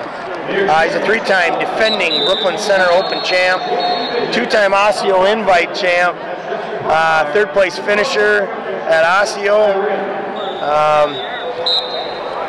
At the Orono Round Robin. At the Orono Round Robin. Some fun with us, he might.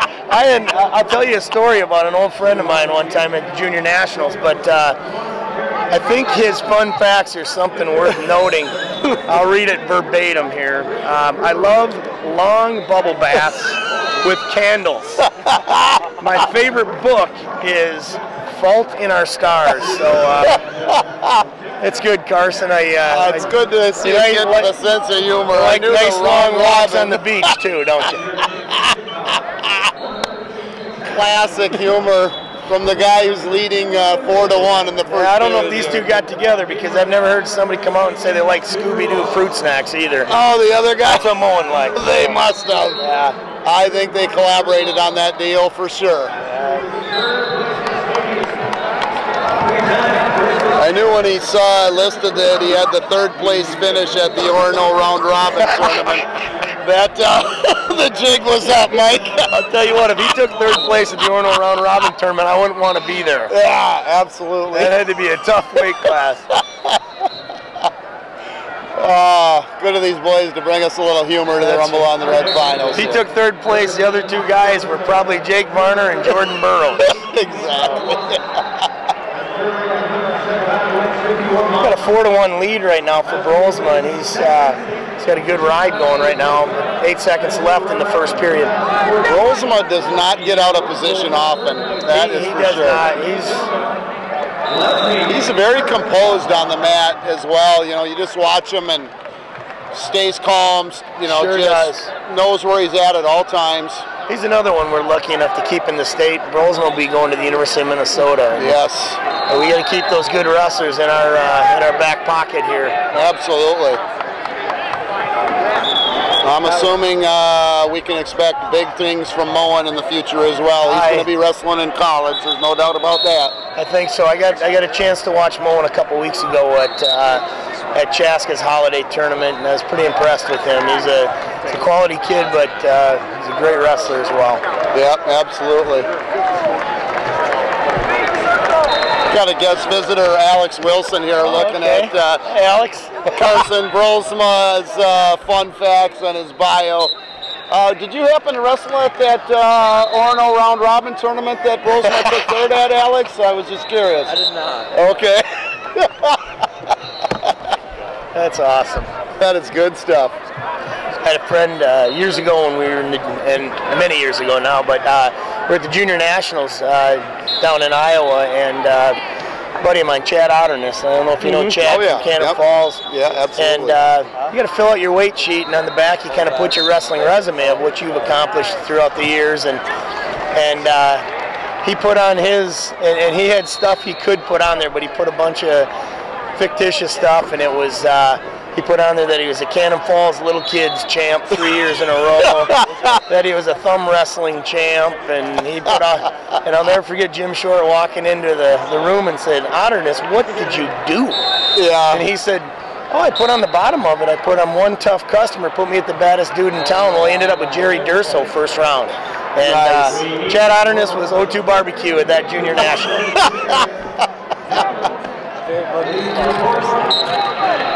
That's awesome. All right, we got 8-3. Brolsma's up, pretty much in control of the match. Moen one tough customer, but Brolsma nice in double. deep again. Boy, is he Very physical. nice power double there. That's where you can tell. You know, you talk a little bit about the senior strength, and you see it there. I mean, as good of a wrestler as Moen is, you know, Brolsma just overpowered him with that double. And that's where you'll see, you know, as Moen moves forward from a junior to a senior. Got a stall on. Got a stall warning on Brolsma there. He must not have been getting off to a side, but yep. In control of the match so far. I don't think he has to worry about that stall. Might have been sitting on an ankle possibly. Yeah, it's hard to tell from this angle.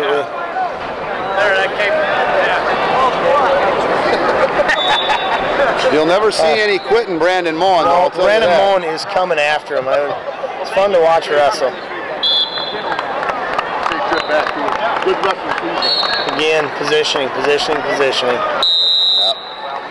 Brandon, he's grown a lot over the last few years too. I remember, wasn't that long ago, he was wrestling at 100 pounds at youth tournaments and stuff, and now here he is in the Rumble final at 152. So still growing into his body a little bit. I was saying it looks like he will be a little bit bigger as he goes here. He's gonna, he's got a big frame. I see him as a 170 pounder possibly here down the road. Yeah, I would agree.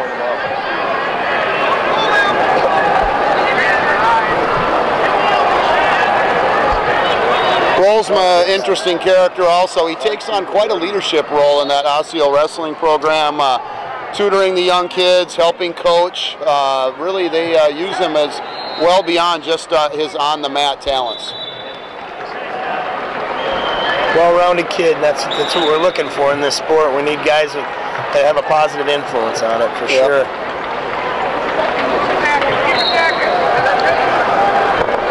Oh, nice little fake at the shot there. Yeah, this thing's not over yet. 10-5. Brolsma's leading, but one big move from Moen, and we've seen the tide can change pretty rapidly. Moen is not going to give up. No, he just keeps coming at you. Very heady kid for a sophomore in high school. Absolutely. Sure. Nice takedown from Moen. There it is. Moen now, we're 10-7 now, with about 45 seconds left in this match. He's gonna, looks like he's gonna cut him and try to take him down again. Keep attacking! Keep attacking! Looks like Brendan Olafson's got the lead over there on mat number 2. For the third place match. In the third place match, yep. We got quite a scramble going here. Stalemate. It's 11-7, 24 seconds left. Carson Brolsma maintains the lead. Expect Moen to be on the attack. Oh, nice low single. Drops in on that single. The best defense is a good offense, huh? Nice quick stalemate there. Yep. Get these guys back in there and get some more action going. Oh, nice. Very nice. Mooney's doing a fantastic job on the whistle. He really is. He really is. He wants action, you know, and that's kind of his college background. More bouncy. It's good to see young guys like Mooney coming into the officiating crew too. I mean, sure is. It's at 11-9. 11-9, and time is out. Great match. Carson Brolsma of Osseo is our champion here. 11-9. Brandon Moen really gave him a go. He did. It's gonna be fun to watch him down the road here. Yeah, I don't think that's going to be the last Rumble final for Brandon Moen. Nope. I think we better get used to seeing him. All right, medalists coming up from what have been 145 pounders. This would be the 145 pounders. Yep. Good looking crew there. Yep, that's our JV crew. Yep. A lot of smiles. The Second place finisher there is Sam Christensen from Chaska. He took it 2 years off of wrestling, and yeah, this is his first year back. So nice. Pretty impressive tournament for him. Absolutely. In fifth place. In fifth place, Watford City, Colton Joy. In fourth place, Watford City, way out on the far west corner of North Dakota. Who wants to be out there? It's cold, I'll tell you that. What. You know what? The positive thing today is we're not going to get snowed in up here. We've been snowed in the last couple of years. Yeah. It's going to be a little bit of a rough drive with the wind, but we'll be able to get home. Yeah. Take it slow. Drink a little coffee. 2 years ago was that when Coon Rapids bus started on fire. Oh, really? Yeah, I do remember that. They were stuck up here for almost a week, weren't they? Yeah, absolutely. Yeah, and last year was a complete blizzard.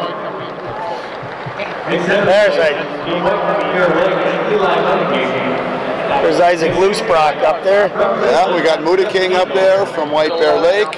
Good job, Isaac.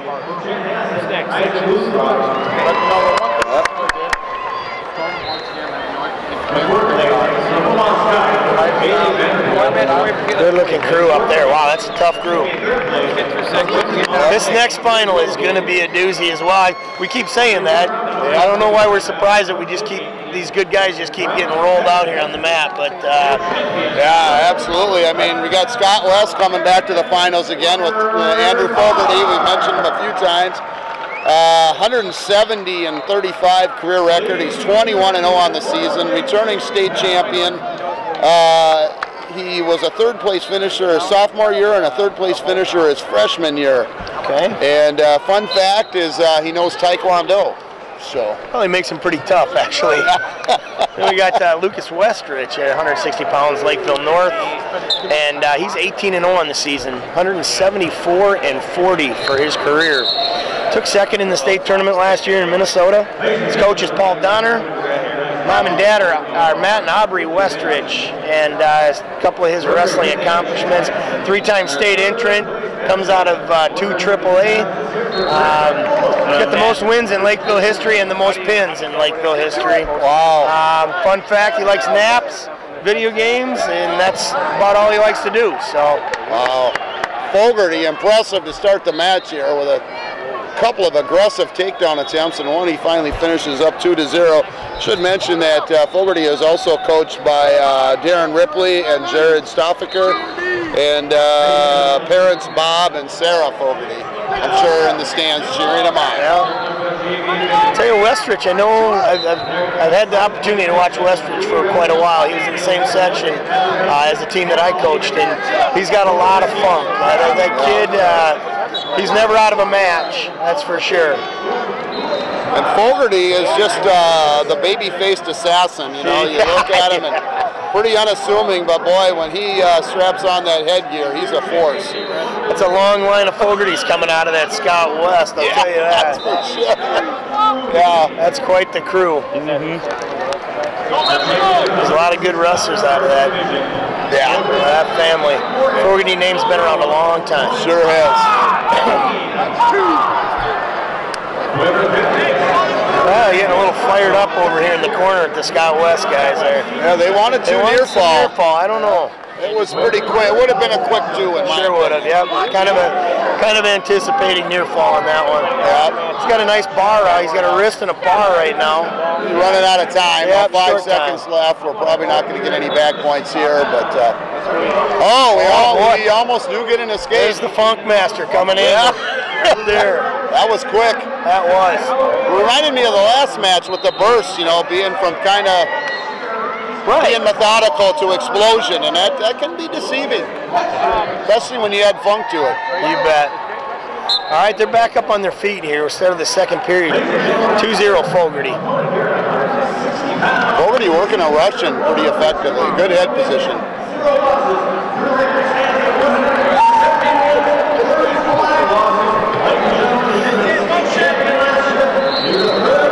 Boys from Scott West, they come out of section 2 AA. Always right in the hunt there, you know, to get to the state tournament. Absolutely. They field a great team every year. instruction being sent out to Fogarty, and he kind of looked over to make eye contact. That's pretty interesting.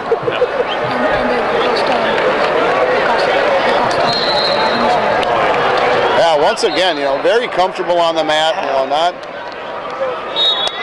showing a lot of emotion or anything like that, just pretty much business-like, workman-like effort. Oh boy.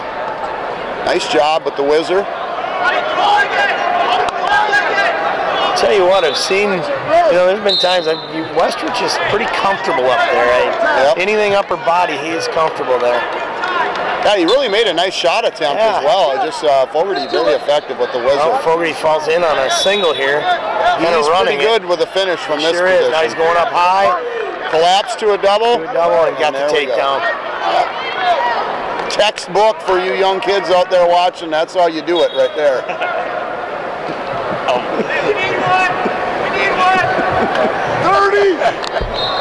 Got Mr. Mooney sitting next to us now. We were just giving you props out when you're out there fishing. You're doing a great job out there. It's fun to watch you. Thank you. Yeah. Force the action. Make these guys wrestle. It's fun to watch you. Absolutely. Great job, Dave. Giving back.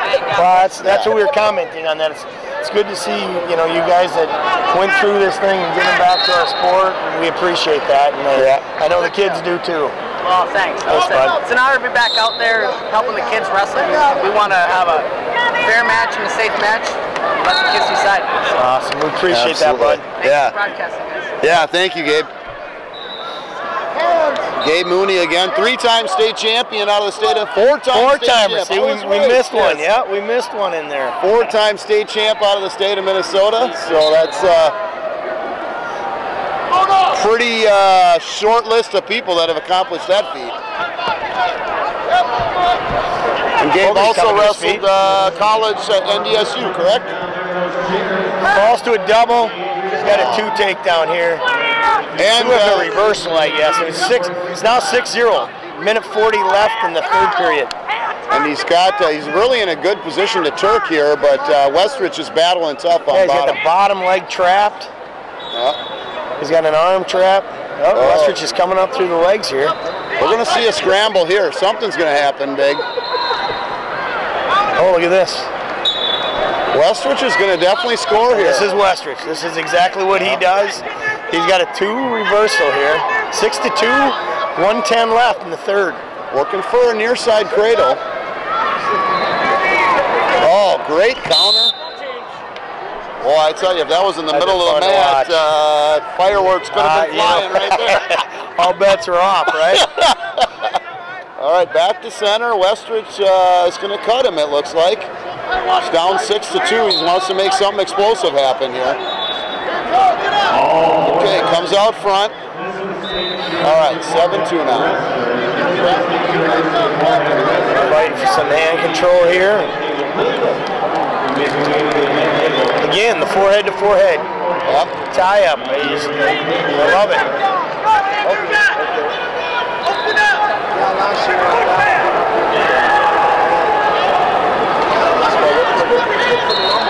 Head position battle definitely being won by Fogarty overall, though. He gets in at a body lock.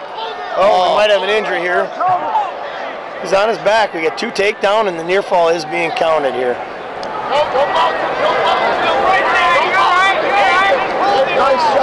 3 near fall, so that's going to make it 12-2 now for Fogarty. Really physical with that body lock. That was a game changer. I think it took the wind out of the exclamation point, I think, on the match. Yeah, absolutely. Lucas Westridge has no reason to hang his head either. No. He wrestled a nice match. He's a good kid. We'll be seeing more of him as well. Absolutely. Great match. Fogarty, did he win the Rumble on the Red last year? I believe he did. I believe he did as well. Yep. Yeah. He didn't list it here, but I think he definitely did. Beat Skog. What's that? Beat Skog in the finals. He did beat Skog in the finals. Okay. Yeah, beat Cody Skog, who also was a state champion last year. Ladies and gentlemen, we number 1 at 115 pounds. There's Fogarty right there.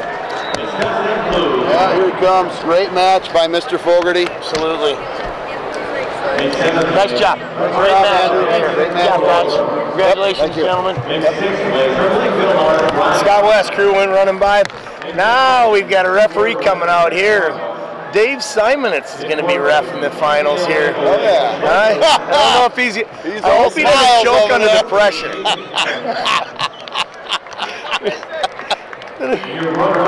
He's one of those guys. I've known Dave. Dave's a good friend of mine, and it's kind of funny. You know, over the years, you hear some funny stories about some referees, and you watch referees and they're buddies of yours, and they go out there and ref and split their pants or something. So you got a story to tell them about all the time. Yeah. Michael Hansen hanging out over there. Michael.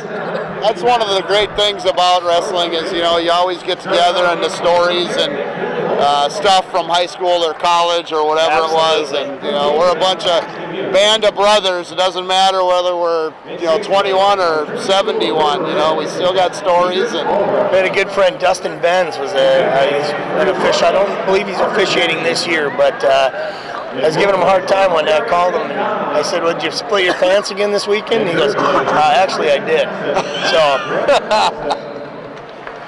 Yeah, it was funny down at the Christmas tournament. You know, I wrestled for Augsburg in college, and Jim Musoff grabs me and he said, "I just scanned the gym. There's 23 Augies coaching Matt side in this gym right now." You know, and, yeah, it was pretty amazing, and you know, just seeing wrestling carry through the generations and through the families, and that's quite a storied tradition down there at Augsburg too. That they do such a nice job down there, and they have for so many years. You know? Absolutely. Carson.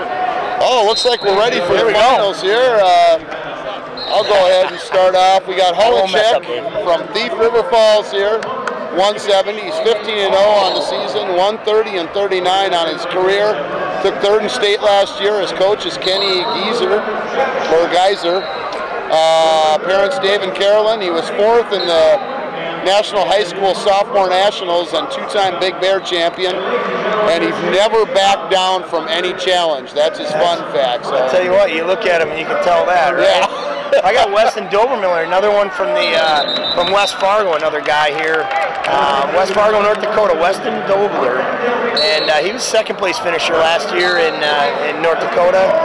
Coach is, looks like Kyle Dangerud, and his parents are James Arthur and Tamara Dobler. He's a one-time state champ from the great state of North Dakota here. And fun fact is, I wrestle a lot. and to be in the finals of the Rumble in the red, you have to love wrestling a lot as well. Exactly.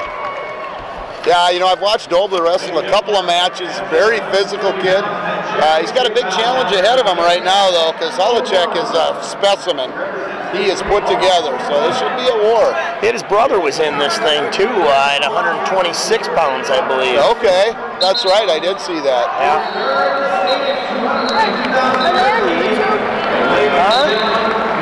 You guys want to say hi? Hi to your grandma or something?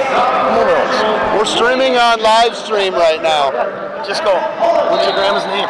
Carol. Just say hi, Grandma Carol, and tell her who you are. Tell us who you are. Why, is this on? Yeah. It's on. We're streaming live right now. Go for it, bud. Give it a shot, bud. Hi, Grandma Carol. This is Ethan Anderson, streaming live at NDSU College.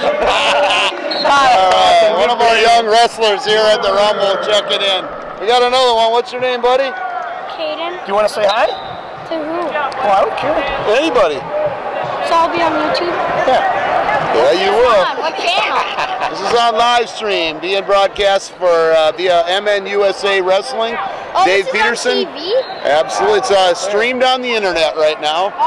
Got a 0-0 match here. End of the first period. On YouTube. It'll be on YouTube. It's gonna be a fun one to watch, here, folks. What would I say? What would I say? Just say hi. Are we gonna get back to work? Should I say hi guys, it's Kaden? Sure. We got Dobler taking time. Hi guys, it's Kaden. It'll be on in a couple days. Holacek on the bottom, stands up right away. Dobler keeps a single though.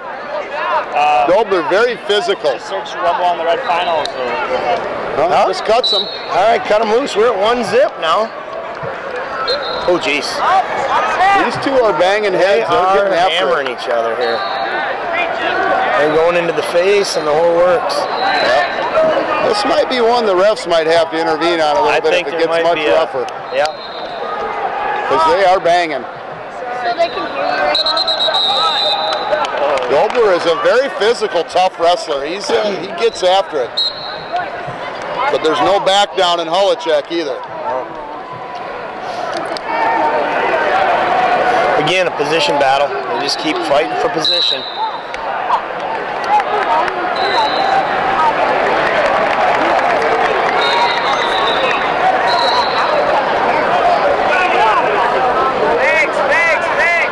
Down to 1 minute left in the second period here. Still 1-0. Holicek actually is in the lead with an escape. It is amazing, though, how these guys, how quick that match goes when these guys stay in bounds all the time. They're not getting a whole lot of going out of bounds. You get a few here and there, but these two are trying to keep in the middle of the mat. Yeah, and they're getting after it. Absolutely. Surprisingly, with all the action, that there hasn't been a takedown scored yet. You guys are right in front of us now. Dave Simonitz with a save over there. They are up on an elevated stage wrestling here at the Rumble in the Red Finals, so got to be careful. We have two referees controlling the action, making sure nobody gets launched off of the podium. I actually have seen that happen a couple times. Yeah, a couple years ago I remember a kid coming off of here, and then they fall onto the field turf and they're okay. Yeah.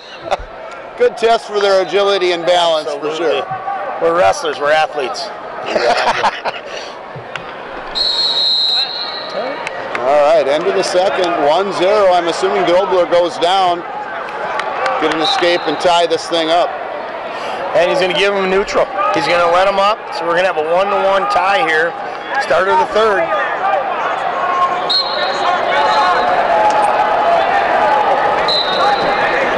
Again, they just keep banging that head. I mean, it just, nice quick deep shot. On a double. Oh, there's two. Takedown two. What a scramble.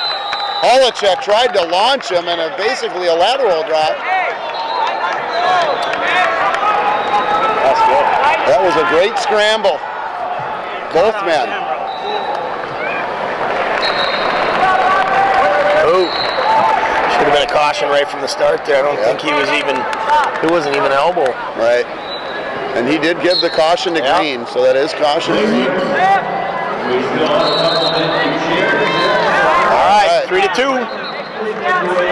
One takedown for either guy could change the match complexion. I'll tell you what, these two are going at it. They might need football helmets instead of headgear. Yeah, lots of head contact, lots of head-to-head pummeling. Pounding the head by both. It'll make it a little difficult to comb the hair tomorrow morning. Absolutely. They're going to have some welts on the forehead, both of them. Holicek, very physical.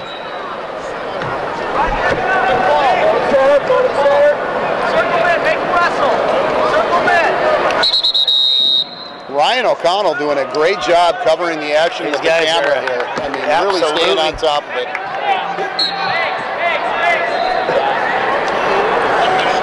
Ryan's wearing his Viking garb over here. He's got his Teddy Bridgewater shirt on. He's a diehard. He always says next year is going to be the year. That's it. And that's you never lose when you say that. Great base. Here we go. In on a shot. Holicek's got a score here. Still down by 1. 35 seconds left here in the third period. 3-2. Dobler's got the lead. I wonder how many times these guys have wrestled being as close as they are in proximity. I would think they would. I'm sure it's not the first meeting between these two. No. Two different states, but very close together. Ryan on a shot. And Holicek just kind of horses him out of there. Yeah, we got less than 20 seconds left now, Mike. Holicek's got to go down by 1. He's got to pull off something big right now. I think we're going to see a lot of action here in 10 seconds. 5 seconds left. Still no change. that's going to 1 second on the clock here. Very physical match by both guys. Yep, great match. Fun to watch.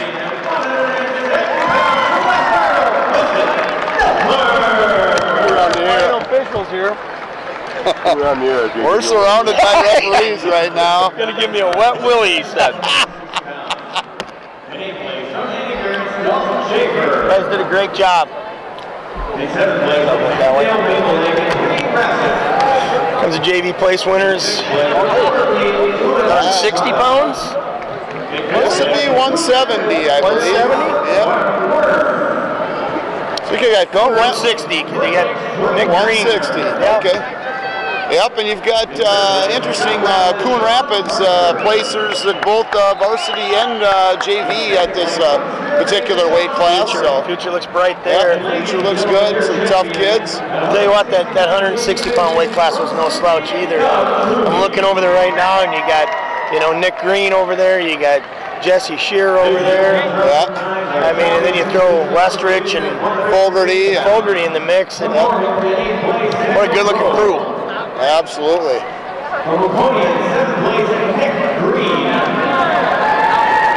job, Greeno.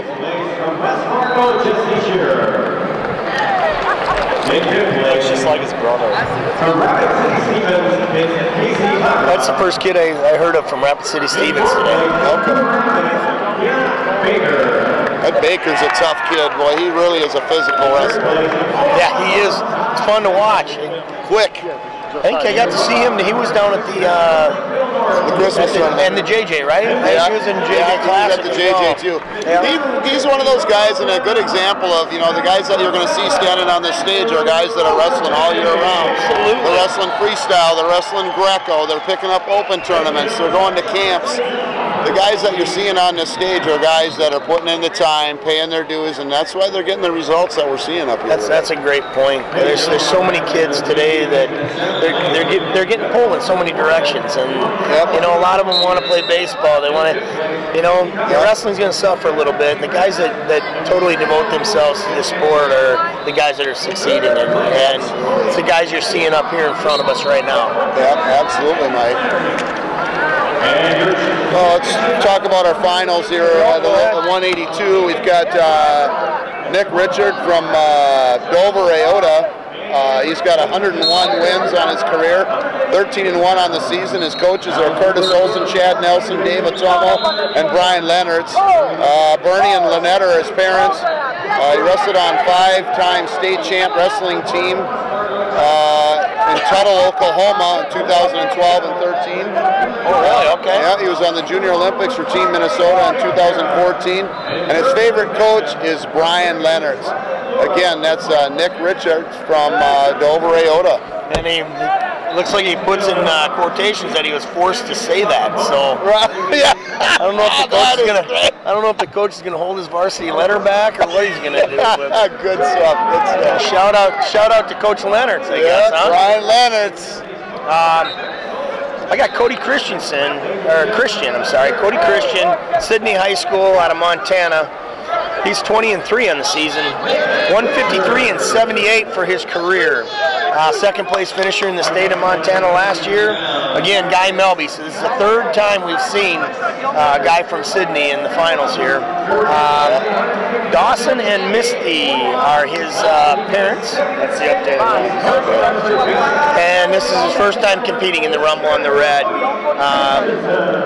He's been in 5th and 2nd in the state tournament. He's a 3-time state qualifier. Outstanding, Cindy squad. We got a 2-0 lead now for Richards out of Dover, Iota. Kind of running down the team scores. Scott West is still leading the team race at 170 points. Sydney in 2nd with 162. Coon Rapids is in 3rd with 152. Nice. West Fargo, Omaha Scott, Albert Lee, Annandale Maple Lake, Cleveland out of New Mexico, Omaha North out of Omaha, Nebraska at 9th, and Lakeville North in 10th. Okay. 11th Carrington, Waconia. Waconia's right, yeah. Is tied for 11th, and St. Francis right behind them by 1 point. So we got a couple of top 10, 11 programs here announcing as well, which is nice. Good to see. Yeah, just Great tournament here overall. Absolutely. I know it was until told the coach at Waconia there, Kelly Wagner, I told him I'd give him a little shout out for a team that he's got going this year. The kids are doing really, really well, and Nick Hackman and Kelly Wagner are both co-head coaches. So. Oh, nice. Yeah, I was going to say the same for Mike Phillips out of St. Francis, and he's doing a great job with the program. A lot of good kids, you know, showing up big here, and as well as at the All Force Christmas tournament, and a couple big wins this year for St. Francis.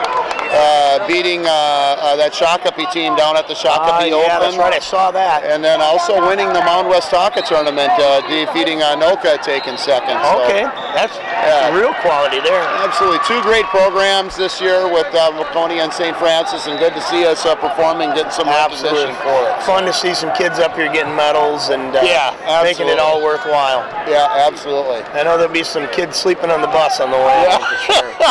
It'll be pretty quiet in there. Yeah, absolutely. Good stuff. Dave Simon, it's right in front of us here. 3-zip, 51 seconds left in the second period. Yep, the Oklahoma boy transferred or moved here to Minnesota since 2013, wrestling for Dover Iota, but a lot of experience. Now it's 3-2. Here we go. No quitting these Sydney wrestlers, that's for sure. They are, and every one of them is built just perfect. They've got a great build, and they're always on the attack.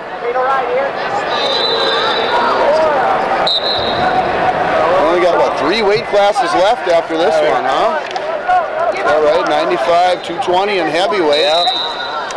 Definitely in the second half of the finals, for sure. There's going to be some fun ones coming up here, I like watching Tristan Hansen wrestle as well. Yeah, Hansen, you got Westerland coming up. We got Westerland too, Is Westerland and Strigo, are they the ones going into the 195 final? 195 is going to be Farsling. Okay, Farsling against Strigo. Strigo from Orono. And then you got... you got Westerland and Hansen going on. Tristan versus Tristan. May the best Tristan win, huh? Give me a good one. I'm going to make a prediction. I say Tristan wins. I'm with you, Mike. I say Tristan wins. Boy, Richards putting on a tough ride here with a 3-2 lead. Just, he could be looking for some back points on a tilt here. Power half. Power half right now.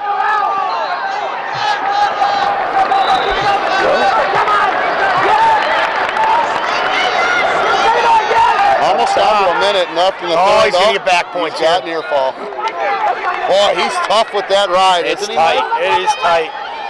Oh, and there's a reversal. Okay. So 5-4 now is going to be the match score. 2 near fall, 2 reversal. He's got a Turk on right now, and he let it go. He's going to have to think cut pretty soon. Yeah, we're at 5-4 with about 40 seconds left, and he's going for a tilt here. He's going to tilt him, and he elevates that bottom leg. Very good defense by Richards. 30 seconds left. He needs to get a 2-point turn, or it's going to be Richards taking down the title here. Oh, he cuts him, but only with 20 seconds left. Going to have to move quickly. Yeah, 6-4 match now, 10 seconds left. Good scramble, but it's going to be a little too late there, I think. Richards going to hold on to win 6-4. There it is, folks. Great match. Dover Iota's first champion. Yeah. Very nice. 6-4 winner. Boy, he is just a solid kid, Nick too. Richards. Yeah, impressive. Nick Richards. Very impressive. Referees can't come off on this side. I wish when they come up, they'd come on the edge. We're moving into that 195-pound final right now. Yeah, Jackson Strigo from Orono is actually, his dad Jeff actually moved here from Michigan. Good friend of mine. We work together, and they're a wrestling family through and through. And, hold on a second, Dave. Hold on a second. Oh, we got a Dave visitor. Simon's here. He's the official out there, and he said to me, "That's how a professional does it." I guess is what his comment was. So.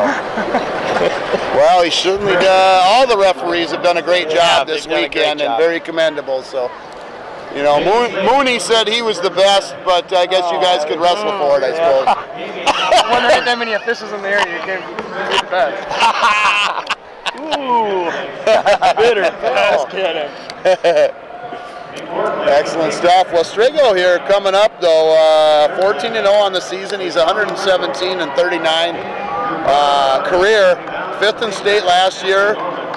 Coach is Joe McPherson and Jason Stripling. Parents Jeff and Michelle, a very nice family. It's a 2-time state entrant, 2014 Rumble on the Red runner-up last year. And fun fact is he enjoys reading, so he doesn't wait for stuff to come out in video. That's, you know. Tell you what, we've got some interesting stuff in these fun facts.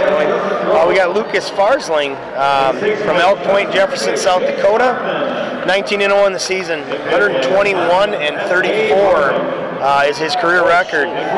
Returning state champ from last year.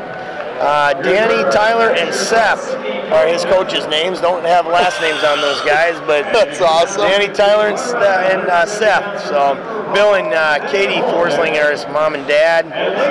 Wrestling accomplishments: state champ, Disney dual record 11-0, most outstanding wrestler in the state. For being and he's a hunter and a fisherman, likes wrestling. And this is one that we haven't really had a whole lot of guys do, but he committed to Morningside. He'll be wrestling for Morningside next year, nice. So good luck to him. Outstanding. I'll say we got Jackson Strago in the red and Farsling in the green band here. Hey, we're getting rid of it. We're getting rid of it over there. I see Jackson Strago's dad in the stands there, starting to wrestle the match for him in the blue there. Oh, there he is, right up front. Yeah, right up front. Front row seats. He paid the big bucks for those. Gotta love it. Jackson's a senior, I believe, so definitely be a great accomplishment if he can take down the title here. We get to see Jackson as well. He wrestling out of Orono. We end up they win our conference. Same conference. Yeah. Good kid. Very good kid. Yeah. He's got a younger brother, I believe, as well. Yeah, Bobby Strago. Bobby Strago. Yeah. I think there's a third Strago, isn't there? I don't know that. One. I know. Yeah, they've had some. They had wrestlers that went pretty deep in this thing. So. Yep.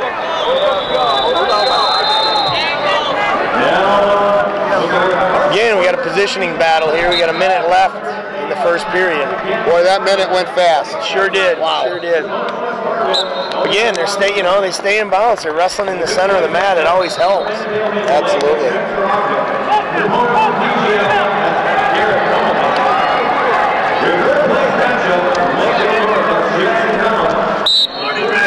I'm just waiting for that first guy to fly into our table here.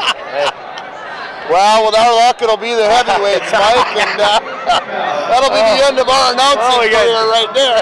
Two heavyweights running into one other heavyweight sitting over here, you know. I'll probably bounce for a while if I get hit like that. And once I start rolling, I don't stop. They'll roll old T. Hall out of here on a cart and call it good.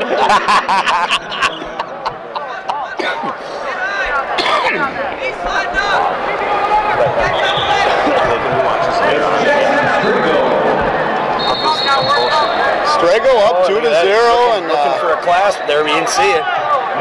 Nice. Didn't. Strago putting on a tough ride to close out the first period here.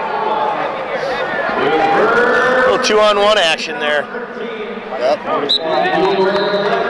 2-zip. 2-zip after one. Green's choice. Now it's 120. Forsling's choice, and he is going. He's going to ride him. He's going to ride him. Well, he's got a plan, apparently. He maybe believes that's his best position. We haven't seen him ride yet, so it should be good to see what he does. Staying in that hip.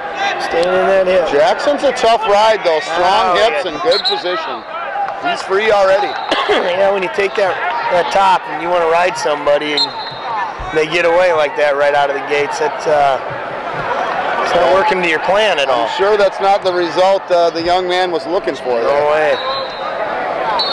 Again, a battle for head position. It's just inside control, snapping that head.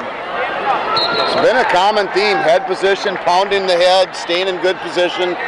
Pretty much every finalist. It has. It's been fun to watch these finalists because, you know what, that's what a lot of the youth coaches preach. You know, you're preaching stance and positioning all the time. And it's shown successful with all these guys. It doesn't change at this level. Nice snap down, nice go behind by Strego. Oh, a little chop. Up 5-0 now.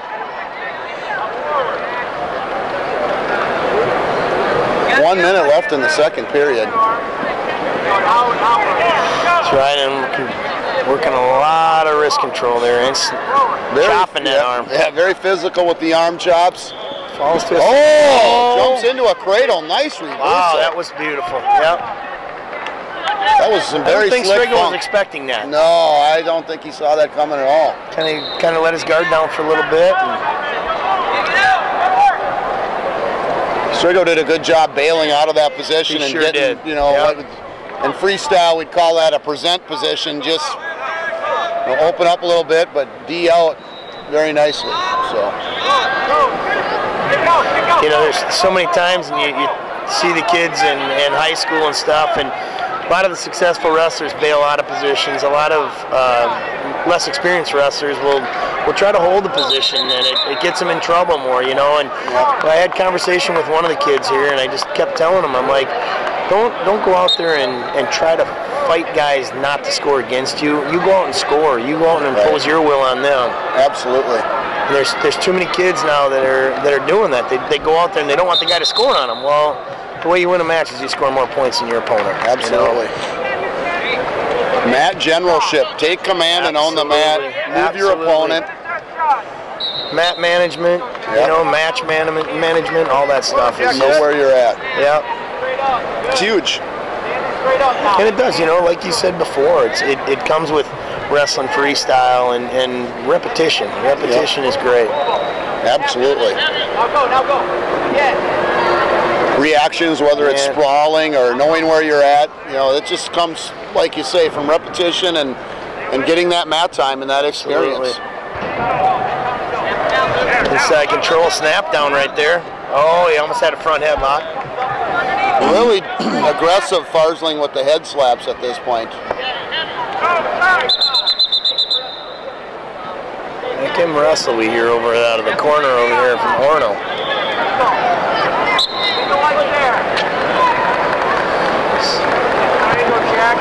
There it is.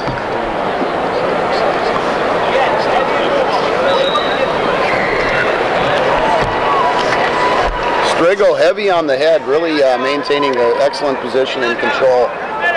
Down to 1 minute left in the match. He's got a commanding 4-point lead at this point. He's going to stay basic and just try to control the action. I'm pretty confident right now, I think. Good head position and good defense throughout the match. He works that snap very effectively. I mean, it's powerful. Very powerful. Yeah. I mean, you know, and over time that just wears on you as the opponent. You know, a guy snapping your head and, you know, your neck gets tired. You're always creeping up with your feet. Takes you out of position really, really well. Yep. He does a great job finishing off that snap, too. Stop, finish. Come on, Jackson, here we go.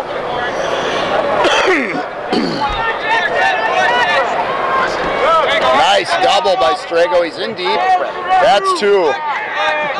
There it is. Still in a riding position. 7 seconds left. He's up 8-2. Looks like Strego. There's our winner. There's our winner. Jackson Strego. 195-pound Rumble champ. At 195 pounds. Little clap from Dad in the stands up there. Not too much emotion, but he's definitely happy camper. Ladies and gentlemen, our next round of place winners. Dad's sitting in the stands right now with a broken back. That's a tough dad. And yeah, nice wave from Dad. He's got a big smile on his face. Yeah, he got thumbs up. Hey, can you get him? Front row. Get Dad over there if you can. There he is, waving at him. Got a champion for his son. Great job by the Strigos. It is. Good job, Jake. Way to go, Coppy. Got Coppy from St. Francis up there with a medal on. We got another Waconia wrestler up there. How you doing? Good. Tex Ospig checking in with us here. Good to see you, Coach. Yeah, you too. Great tournament, huh? This is an awesome tournament. This thing, Great tournament. These are great finals matches too. Boy, I It's tell kind of you. a combination of 2 great days of wrestling. It's really cool. Absolutely. Jackson put on a show. He did. Powerful. He's very. We're talking. Jackson's a beast. He's committed to Michigan. So. Oh, he is? That's Okay. where they're from. That's where Dad went. So. Great. Yeah, thanks for that. That's awesome. There you go. So you heard it here first, folks. Jackson Strego committed to Michigan. Wow, outstanding. Yeah, what do you think, Mike? We got the Battle of the Tristans coming up here. There it is. Almost the exact same record. This should be a lot of fun to watch. Yeah, they do. They almost are right at. Yeah. So I got Tristan Hansen, Lakeville North, 18-0 in the season, 130-30 on his career. He was 5th in state last year. Coach was Paul Donner. This is their 2nd finalist actually at Lakeville North. Yes. And then you got Doug and Linda as his mom and dad. He's a 3-time state entrant, 2-time state place winner. And facts we want to know about him, and this just speaks to what kind of a kid he is. But committed to play football at the United States Air Force. So the academy there. So congratulations, Tristan. And his opponent, another Tristan Westerland out of Albert Lee, 15-2 on the season, 120-29 career, 3rd in state last year. Coach Larry Goodnature, parents are Brian and Jennifer Westerland. He was 2nd in the state last year, as we said. Nice low single to start this thing. 3rd in the state in 2014. And everybody calls him T-Bone because he's 100% beef. All right, Tristan Westerland, we call him T-Bone from here on out. Well, as tough as he is, he might be a T-Bone, but don't stick a fork in him, I'll tell you that. Absolutely, Mike. Yeah, he gets after it. He is really physical. Both these kids are just solid hombres.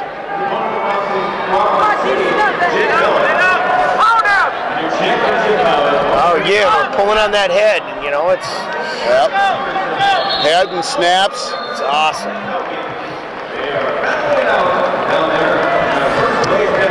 We got Dylan Gluck going at it over there on mat number 4. Want to keep his dad updated. His dad's home listening to us right now. So.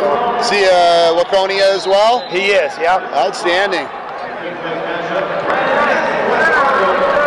They're 0-0 after the first period over there. Okay, and we're 0-0 here in the finals as well. Is he a senior?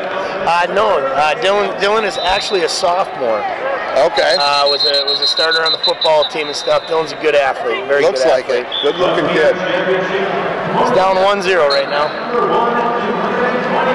These two guys, again, a position battle. They're fighting for position. They pounding the head. Watch the snap down. That's what came from the corner over there from Donner. Yeah.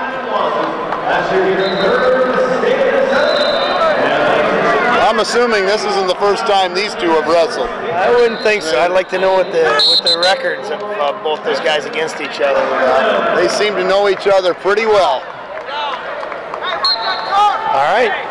Westerland chooses down in the second period here. 0-0 match.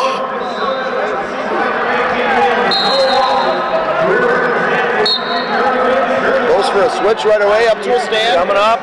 Tristan, you got one escape. 5 seconds that took on that escape.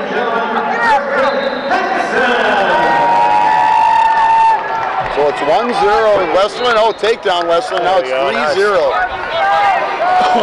Should be 3-0 green on the scoreboard. With technical difficulty, but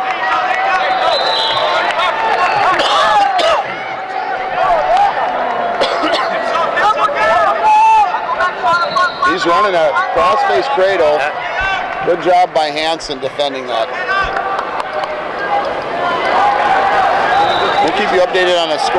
They're having a little scoreboard problem here, but it is 3-0 Westerland at this point. Well, let's try to bump that arm out. A little spiral ride going on right now. Yep.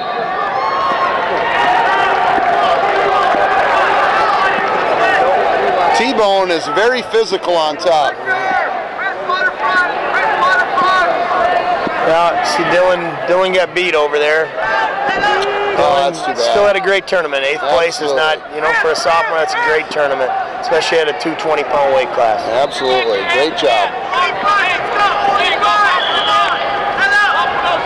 Got a good ride here too. It's amazing. He's a really good rider.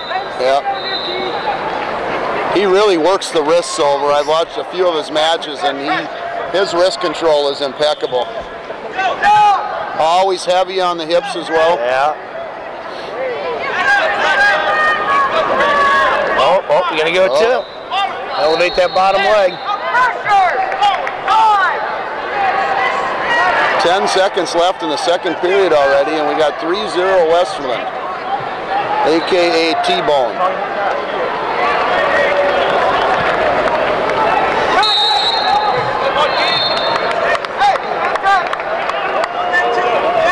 All right, Hansen takes down. We're going into the third period, huh?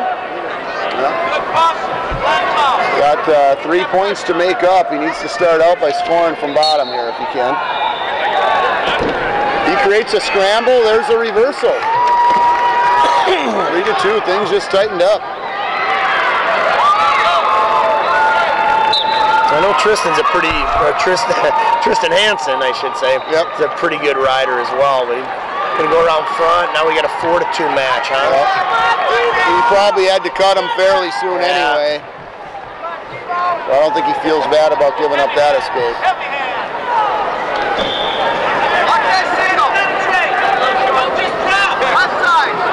I'm assuming these two boys are both football players as well? Yeah, Tristan Hansen's a pretty successful football player. I know that. I don't know much about Tristan Westerland on that side of things. I could see him playing the D-line or a heavy linebacker position and just tearing it up. Hit you like a Mack truck. Yeah, exactly. I wouldn't want to be looking at him through a face mask either. Yeah, both these young men are very well put together.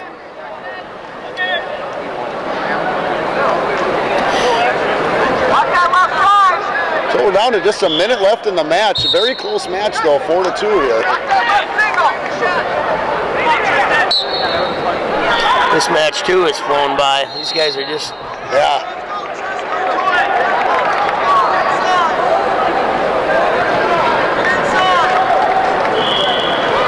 Boy, this heavyweight coming up from Oaks High School over here in the orange is a big kid. This is going to be a good battle. Can you get that kid from Omaha North over there as well, or North Omaha, I should say? Yeah. I'm very surprised they didn't have more finalists because that was a pretty good team as well. Absolutely. A lot of talented wrestling teams at this tournament. Sure were.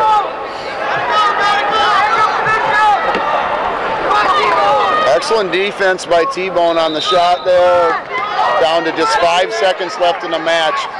Looks like he's going to come away with a 4-2 victory. There it is.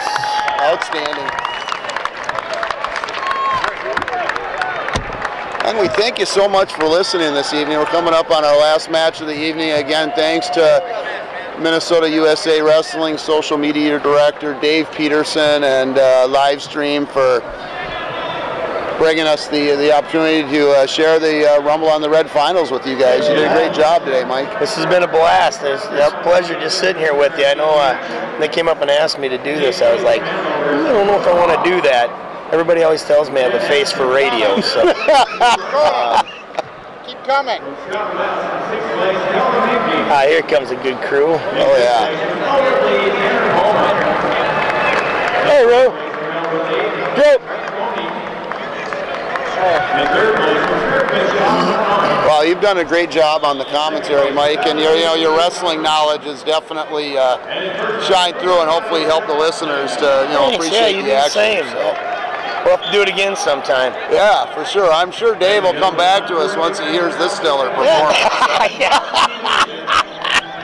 Either that or he'll wipe the slate clean on this thing. Thank goodness you're listening to it now, because it won't be found in the video archives probably.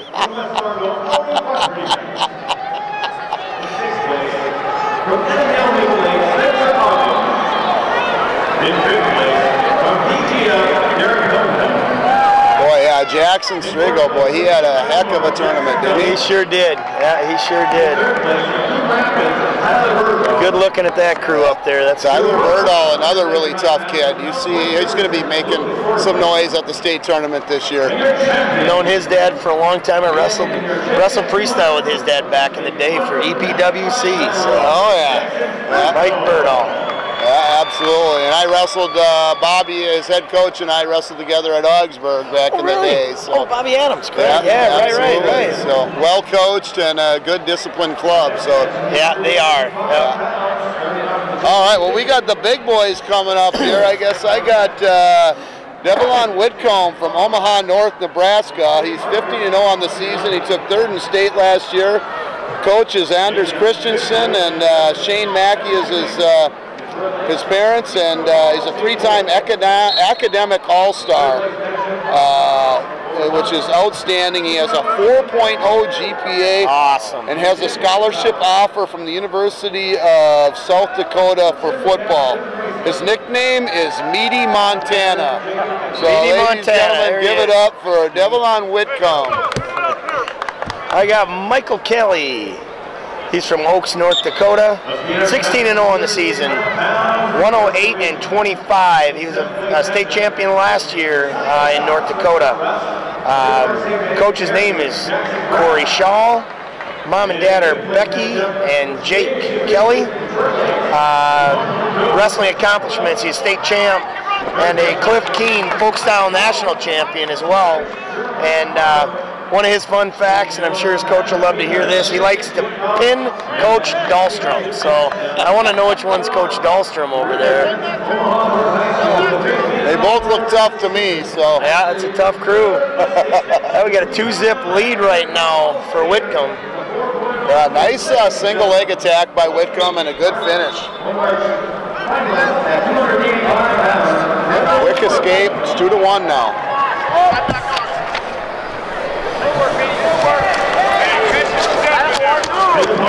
These guys they're quick for big guys. Yeah, you can see why Whitcomb has a football scholarship offer already, because for a big man, and he is big, he's got quick feet. Very athletic. Makes you wonder how much he'll put on him when he gets to college as far as upper body and the whole works. He looks pretty big right now. Absolutely, but you don't often see heavyweights changing levels and down blocking like he does. And here we got a single leg attack again. Boy, he is strong when he gets in on that You bet he is. Big pin in the third place match over there. That's who was that? A Centennial kid? It looks like it was a Centennial, yeah. Centennial's heavyweight is massive. He looks like he probably has all of the 285, and it's almost. Yeah, he is a big dude. These guys a lot of in and out. This isn't your typical heavyweight match right here, I'll tell you that. No, they're battling. Kelly is really a scary, physical-looking dude from Oaks. Just nasty demeanor. I bet both these guys facing up on the football field would be quite a sight. That would be fun to see. I'll pay money for that one. Absolutely. In the red. Red's going down. Starting the second period here. Kelly, he looks like your prototypical farm kid, doesn't he? Just big and thick, and looks like he's been throwing hay bales around or something for a long time. Because I can't imagine how powerful he is. Wonder what year in school he is now. He's got to be a senior. I'm thinking. He's sure very. He's a man out there. It's 2-2 now. His stand-up is almost unstoppable. Good battle here. Again, yet Whitcomb just staying in great position. Absolutely. Very calm demeanor as well. Boy, he attacks on that single leg. Normally it's a power double, but that's a power single right there, isn't it? Just straight in at it.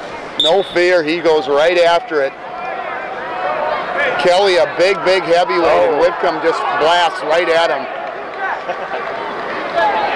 Probably a lot of big heavyweights in Nebraska too, though. So this is like the first really big kid he's faced. That's for sure. Again, forehead-to-forehead tie.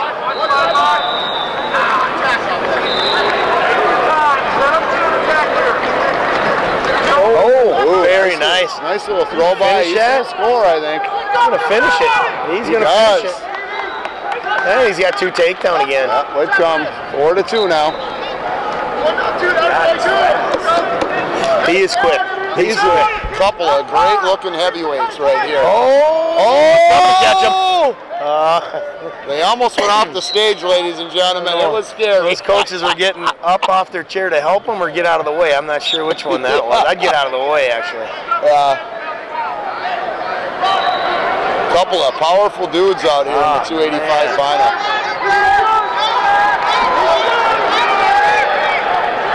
Oh, Kelly's in on a shot now. Going out of bounds.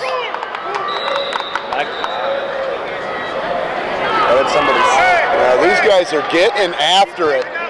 What's that? Had nothing on there. Buenos Aires. Yeah. Good night. Oh, I thought that was noches. Sarah, see you tomorrow. Good day. Good afternoon. Again, look for that tie. 10 seconds left in the second period here. Still a 1-point lead for Whitcomb. Third period to come. Oh, he's going after that single again. Now Whitcomb is probably going to choose down, don't you think? I would think so. In a match like this, why not, right? Yeah, get another point here. Yeah, he does. Kelly worked a pretty tough half in an earlier match. Oh, he's going for a cradle right away, or a barbed wire. Yeah, he came in there. So 5-3 now. Yeah, I don't think we've seen the last of those blast singles. No, I don't either. Kelly's going to have to get on the attack, though, being down by 2.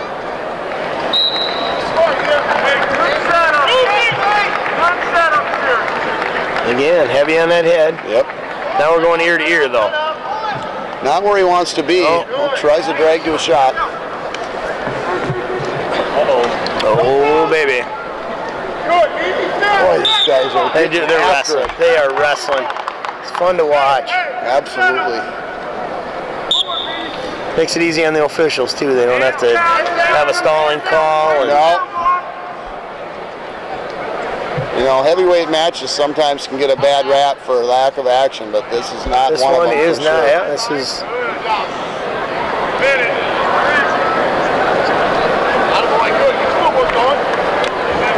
Whitcomb has some really quick feet for his size. Big dude like that, yeah.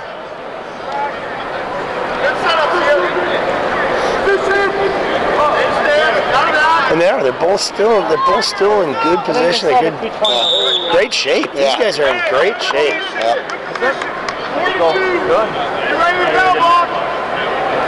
Up 2, take the position. Hips back. Good. Yep, stay right there. You're all right. Inside. Kelly's going to have to do a hard snap or something here to create some change in position somehow to create an angle to score. No ties, no ties, no ties. Whitcomb is just tough to score on. 20 seconds left here in that third period. Oh, almost a go behind there. 15 seconds left. Whitcomb maintains a might have a blood 5-3 time here. Okay.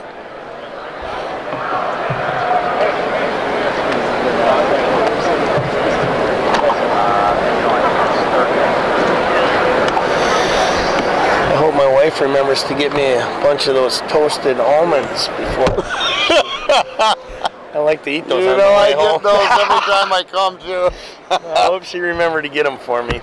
I don't honestly. Chances are, probably not. I haven't been off the gym floor this whole 2 days. I've been on the gym floor. Yeah, it's. So I haven't even been up to the venue.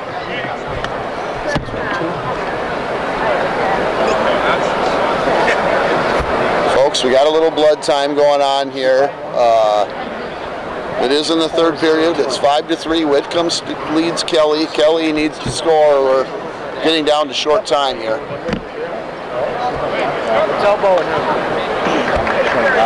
Good time to thank you again for watching the broadcast via live stream and Minnesota USA Wrestling. Dave Peterson putting everything together.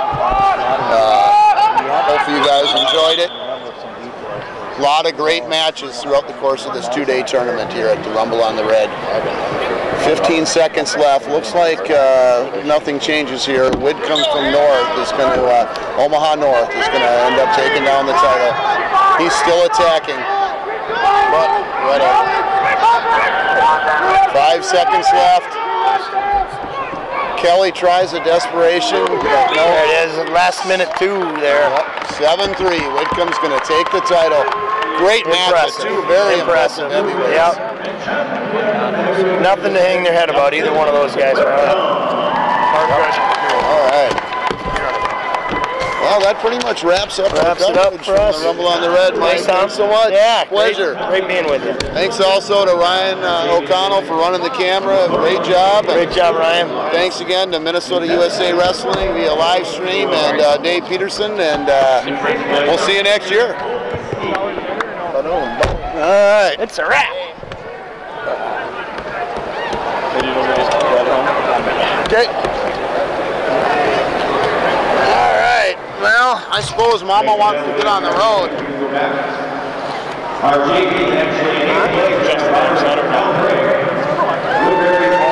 Drive safe, Bobby. You too, man. Good job. Put together soon. We got it. All right, take care, Mike. Yeah, good times. Yeah, sounds good.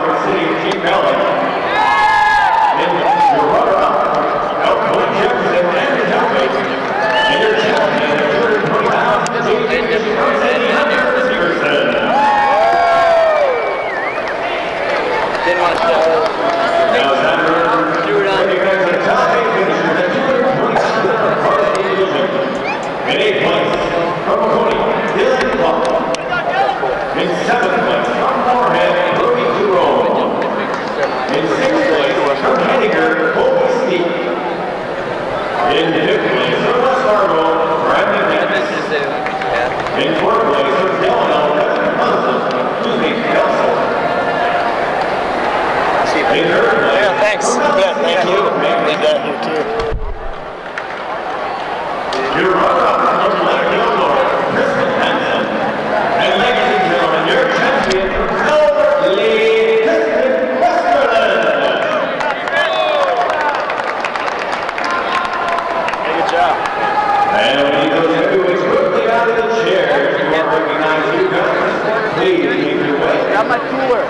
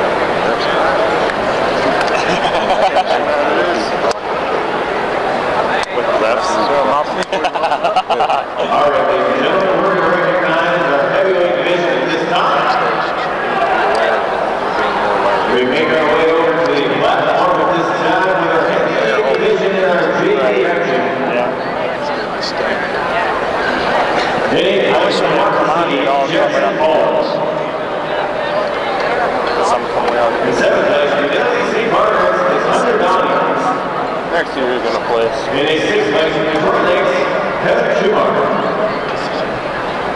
In fifth place from Beaver Falls, Jake Cole. In fourth place from Overtime, Austin Harris. Last year, I guess I just gave out a shirt and like. In third place from Cooper Rapids, Tim Van Dyke. In second place from Central Chaos, Devin Braceler. And your champion from Becker, Jacob Edley.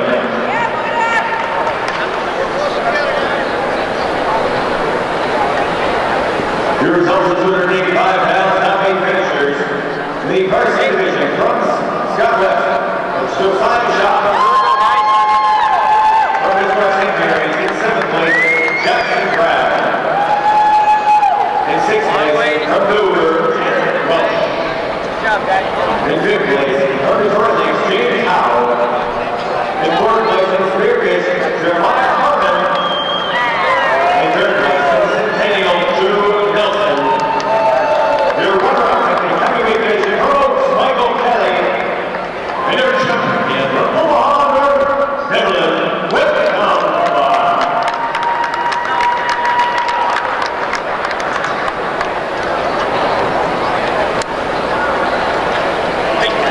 Are you a little happier now? Ladies and gentlemen, it's time to recognize the top 5 teams on the board. Should I just hit the record again? Yep.